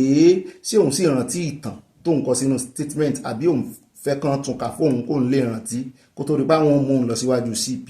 ó ní òun rántí ó já òun ní wọ́n ní pé tóun bá fẹ́ràn ẹ̀mí òun kóun má yẹun nínú statement tóun kọ fóun wò pé nígbà tóun dé ọ̀dọ̀ CP ohun tí wọ́n kọ síbẹ̀ náà lòun kà òun ti kó bọ́ ń lọ́wọ́ ṣùgbọ́n under duress lòun kà ó lóun ò yá sọ nǹkan kan nítorí ẹ̀rù ní ohun tóun ti rí n tó ṣẹlẹ̀ wípé ẹ̀sùn kúrè òun kọ́ lòun pa ọmọkùnrin ìmọ̀ níta ló fẹ́ gbọ́ ọ̀gbọ́n ní ìsìn ṣé ibi tẹ́ ẹ dé sí gan sáà ní CCTV ń bẹ̀ ni àwọn ti pàdé àpòpọ̀ wẹ̀ láwọn tó wà ń bẹ̀ náà ni àbí ìwọ náà kàn fẹ́ fi ṣe sacrificial lamb àbí ìwọ gangan ló pa torí wọ́n gbọ́dọ̀ wádìí ẹ̀ dáadáa ó lóun ò yá sọ nǹkan kan mọ́ nítorí ẹ̀rù ó ní àwọn ọlọ́pàá mú bàbá òun wọlé wọ́n sì béèrè lọ́wọ́ bàbá òun pé sọ́mọ rẹ̀ rè mọ́ ní ó dàbí ìgbà tán bí Jésù àti ìyá Jésù pé ọmọ wo bàbá rẹ̀ bàbá wo ọmọ rẹ̀ wọ́n parọ́ ọmọ Jésù gbà náà ni lórí igi àgbélébùú ó ní wọ́n fi bàbá àwọn hàn òun ó lóun ní bàbá àwọn ni bàbá náà ò sì dá òun pé bó tiẹ̀ jẹ́ wípé wọ́n ló pààyàn ni ọmọ òun náà ni ọmọ òun mọ̀ jẹ́ mo ní ẹ̀ mọ rí abiyamọ ó ní pápápá náà fi ṣẹ̀kẹ̀ṣẹ̀kẹ̀ sóhun àti bàbá òun lọ́wọ́ làwọn bá dọ̀daràn méjì lòun bá ń wò pé kí ni bàbá òun ṣe ṣé bóun lòun dáràn òun lẹ́fẹ̀sùn kàn kí wàá tún ní ti bàbá òun ó ní pápápá náà sọ wípé láàrin ìṣẹ́jú àyá o pé kò ń gbáradì o kò ń sojú rekete o pé àwọn oníròyìn ń bọ̀ o kò mọ́ gbàgbé o sítórì tán kọ fóun ni kóun náà tún sọ òun àwọn kí lẹ̀ ń kọ sítórì fún làyà wá ń wò pé ọ̀gá mi kí ló dé tán kọ sítórì fún mo ní bóyá kò gbé ìwò sàǹkọ́gbọ́n ó ní làwọn oníròyìn bá dé wọ́n ṣàgbàtẹnu ó ní the same thing lòún repeat nígbà tán kó ń bẹ̀ tán ó ní náà bá mú un wọnú náà bá padà sí command náà bá mú un wọnú sẹ́ẹ̀lì náà bá tún mú un jáde náà bá ní kóun wá ṣe fídíò lòun wò pé fídíò kí ni òun yìí ṣe comedian òun yìí sì ṣe content creator níjókòó kó wá tún sọ gbogbo ohun tó sọ tún wá ṣe fídíò rẹ̀ báwọn oníròyìn ti gbé kámẹ́rà wá wọ́n ti gbé máìkì sóun lẹ́nu ń tẹ́ ní kóun sọ lòun náà sọ kí tún lélẹ̀ orí ń fọ́n jàre wọ́n bá tún gbá òun pé àbí nǹkan sí ọ orí kí ní fọ́ ló ń bá bẹ̀bẹ̀ pé ẹ jẹ́ kóun sinmi díẹ̀ orí ń fọ́ òun ìkànnà àwọn ọ̀gá bá ní ó dá ẹ fún 20 minutes ló ń bá sinmi 20 minutes pé báyìí wọ́n bá pe arábìnrin kan wá wọ́n ní kó ra sùn lóge fẹ́rẹ́fẹ́ wọ́n bá sùn lóge wọ́n bá ga kámẹ́rà síwájú òun ló ń bá ní so rántí gbogbo kíní olóhùn ọ̀rántí mọ́ òun náà bá ń sagídí díẹ̀díẹ̀ ó ní wọ́n bá gbé bọ́ọ̀dù táwọn oníròyìn tán máa ń lò tán máa ti kàǹkàn wọ́n bá gbé síwájú òun bíi teleprompter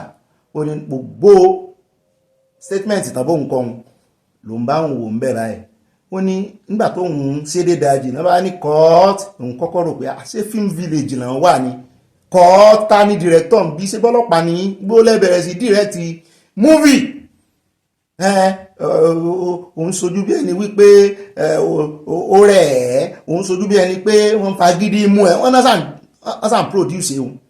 lòun wò pé òun mọ̀ ọ̀rọ̀ rán òun ó nígbà tó wá yá lòun bá tẹjú mọ́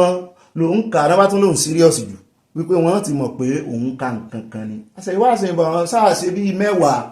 àbí jù bẹ́ẹ̀ lọ wọ́n sáàmú kan pé ó dà àwọn òjò eléyìí tẹ́ òun lọ ó ní bá ṣe fídíò fún òun tán gba ẹ̀rí lẹ́nu tán fi ṣe statement òun ní gbogbo tán kọ òun kọ́ lòun kọ ọmọ ni báwo láti wá gbọ́ ní ìsìn ìwọ tó lóun mú gbó tó mú gbogbo ẹ̀ ìwọ gan ọmọ líle ni ọ́ obìnrin ó sì gbèsè dé ọ̀dọ̀ aráabí ni n tó wá mú ọ bó ní etí ẹ̀ mú ẹwọ ọwọ́ ọmọ nǹkan ọmọ járe bó létí ẹ̀ mú ẹntẹ́ pàṣẹ dé ọwọ́ yín bó ní fóònù rẹ̀ ṣe dé ọwọ́ ẹ̀gbọ́n àbúrò rẹ̀ àbẹ́gbọ́n rẹ̀ sọ́sẹ̀tì yín náà ní débẹ̀ ibẹ̀ làwọn èèyàn ti ń fura pé ọ̀rọ̀ rẹ̀ kó má yẹ pé òun náà bóyá lọ́ọ̀yà rẹ̀ àbí nǹkan kan ló ń kọ́ lọ́rọ̀ tí ó sọ báyìí àwọn èèyàn sáà ní kò tí ì sọ tinú ẹ̀ olọ́lọ́pàá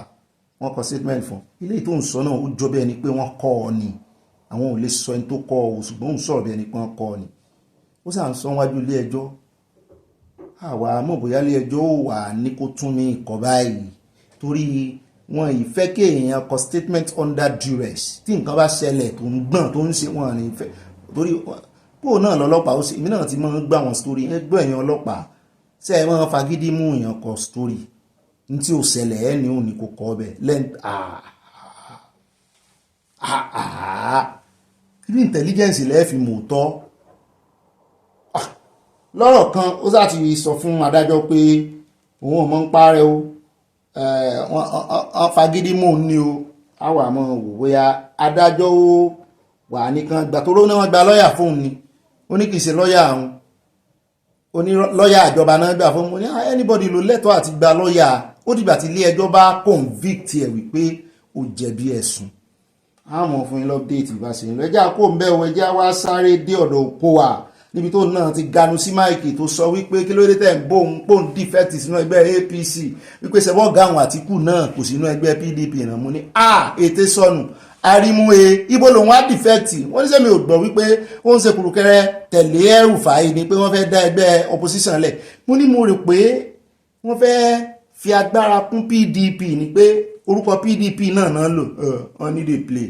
mo wá ní òbí ńkọ́ wọ́n lóbí náà join wọn òbí ò join wọn o ẹgbẹ́ labour náà tiẹ̀ ti wá jáde kì í ṣe ẹgbẹ́ òṣìṣẹ́ o labour party náà ti wá jáde wípé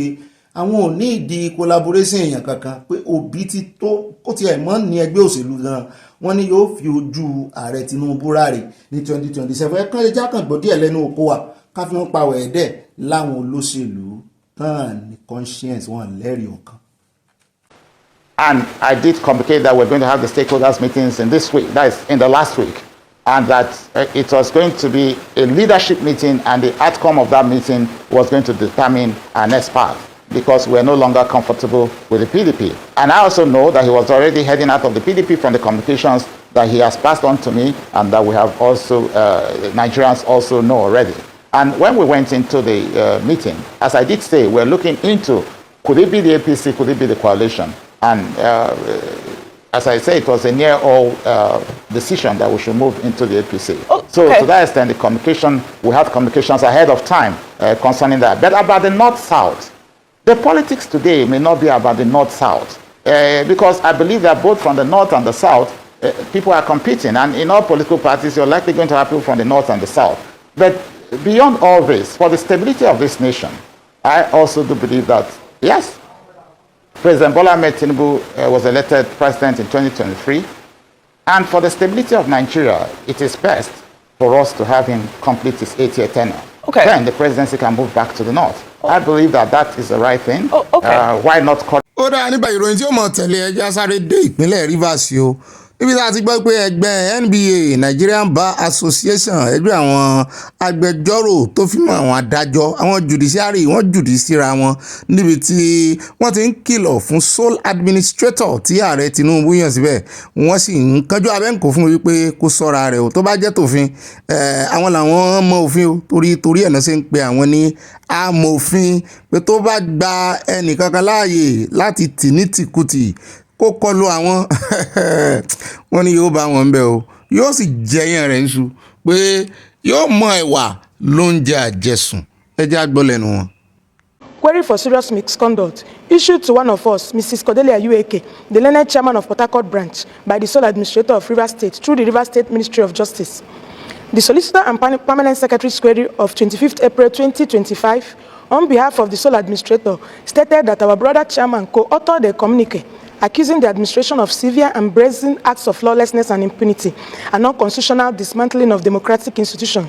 an attack on peaceful protester, an act that is unbecoming of a civil servant, that is a flagrant disregard to the Civil Public Service Rules number 100421, sub B, sub C, and sub D. Although we as chairman of NBA branches in Rivers State seriously frown at such unwarranted query, our brother chairman has earlier today submitted her response to the query in line with the Public Service Rules 100302 to 100306. The person of our brother chairman, Mrs. Cordelia Ueke, is presently a director serving in Rivers State Ministry of Justice, Port Harcourt. The facts, as stated in our press statement of 9th of April 2025, are as a result of submissions made and resolutions reached in the meetings of our respective branches over the appointment and actions of the sole administrator under the guise of state of emergency, for he was appointed to maintain law and order and to foster peace in the state. Our brother chairman of Port Harcourt did not co-author or sign our press statement of 9th April 2025 or other of our statements in her personal capacity as a civil servant of Rivers State government, but as her position as the chairman of Port Harcourt branch of the Nigerian Bar Association.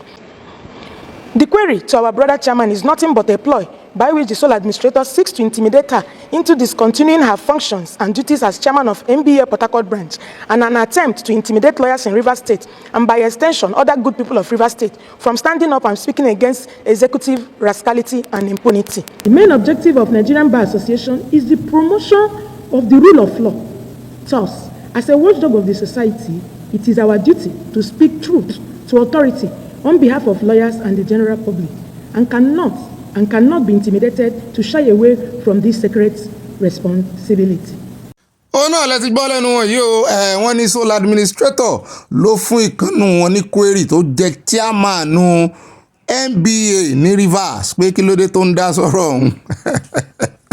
ní yóò wá ní ohun òsè ní mọ̀dá sọ̀rọ̀ rẹ̀ iṣẹ́ táwọn gbà nù láti rí wípé àwọn làwọn mọ òfin láti gbófin ró àwọn ní judiciary sórí ìgbà tó bá tẹ ojú òfin mọ́lẹ̀ káwọn mọ̀ wò ọ̀ràn àwọn ò lè wò ọ̀ràn o òun ló fún ní query ó fi ránṣẹ́ sí NBA Nàìjíríà lápapọ̀ náà yóò bá dá lóhùn wípé lẹ́tà rẹ̀ ò múlẹ̀ o wọ́n bá fa lẹ́tà rẹ̀ ya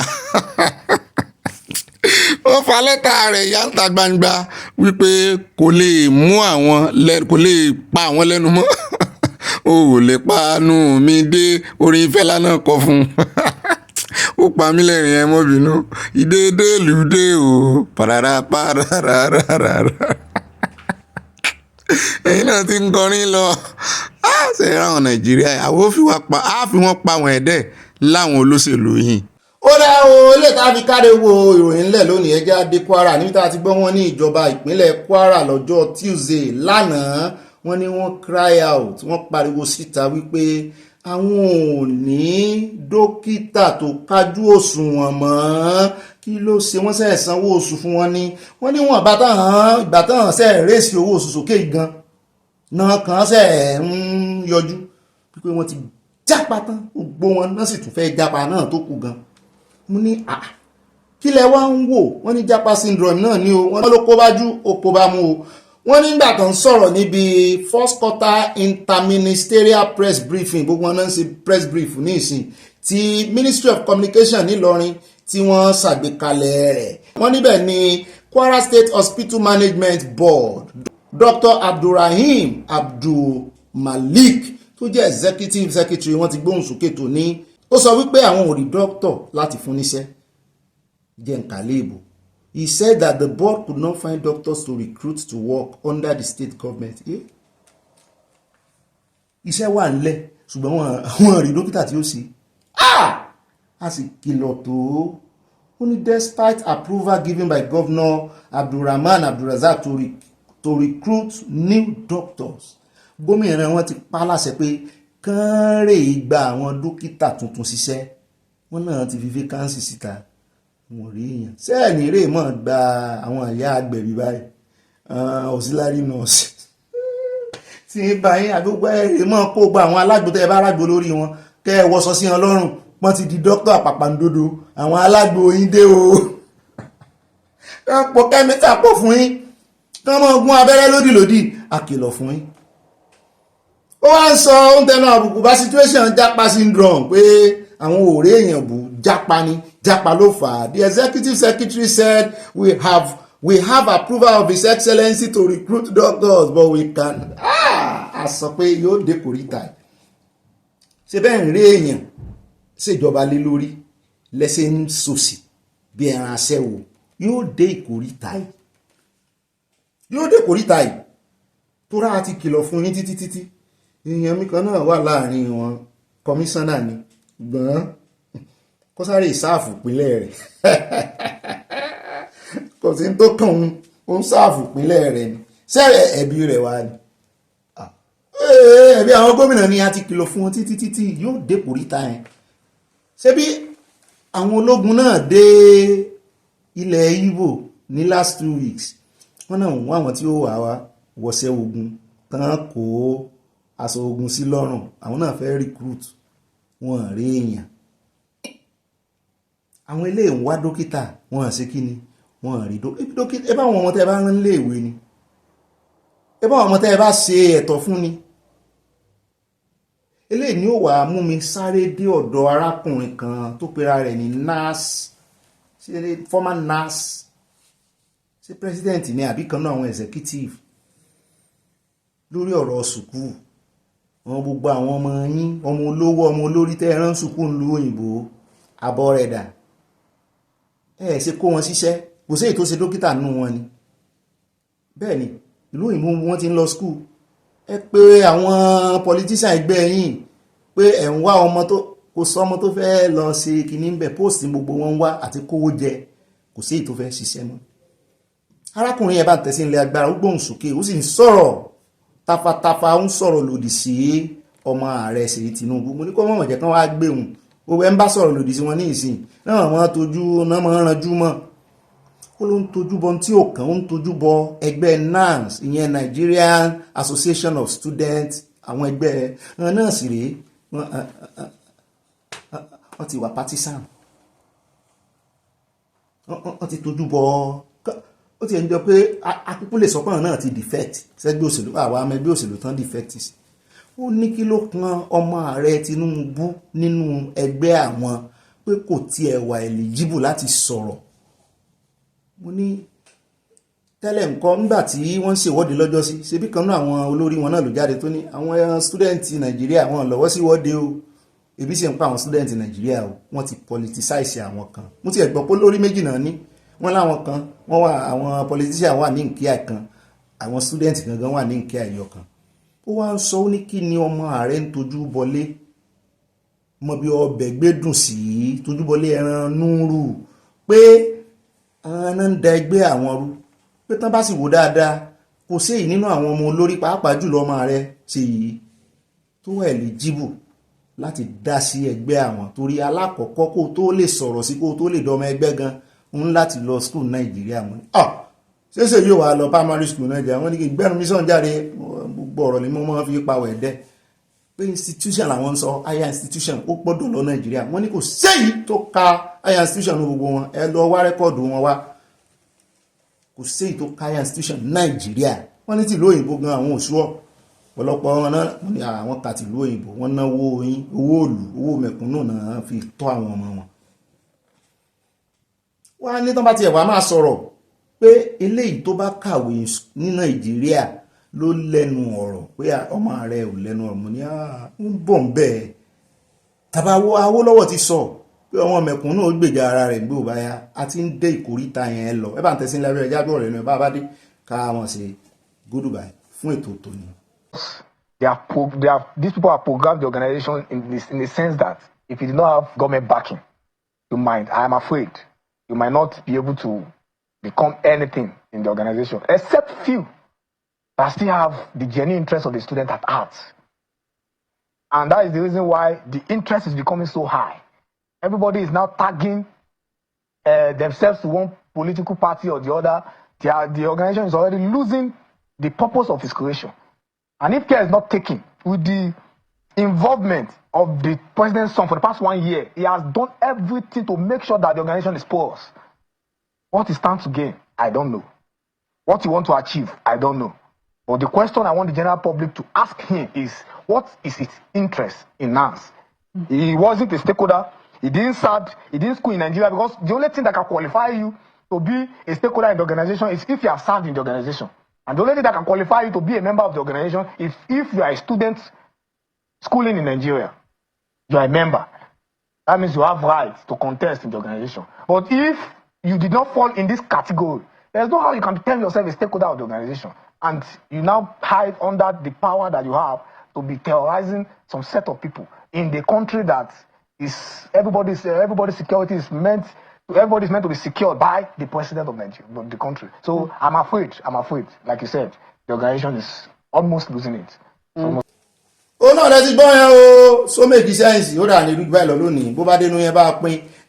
ìmọ̀ràn yín náà sí kókó ẹ mọ́ gbàgbé fún àyà láti rí ń lò lọ́la ní abala comment section. Àtúndúpẹ́ lọ́wọ́ Ọlọ́run tó tún jẹ́ ó yẹ wá lónìí o, agbára wa kọ́ mọ̀ sí wa kọ́ orí ọ̀fẹ́ la rí gbà àmọ́ fi lè ṣe lọ. Ọbẹ̀ ní bẹ́sù àtẹ́lẹsẹ̀ àmọ́ bẹ́ẹ̀ náà ẹni kọ́lọ̀ láptọ̀pù mi pé kọ́lọ̀ aṣọ mi èmi náà sẹ́yìn rí ní. A fi pàdé lọ́la. Goodbye and I love you. Remember I love you. God bless you.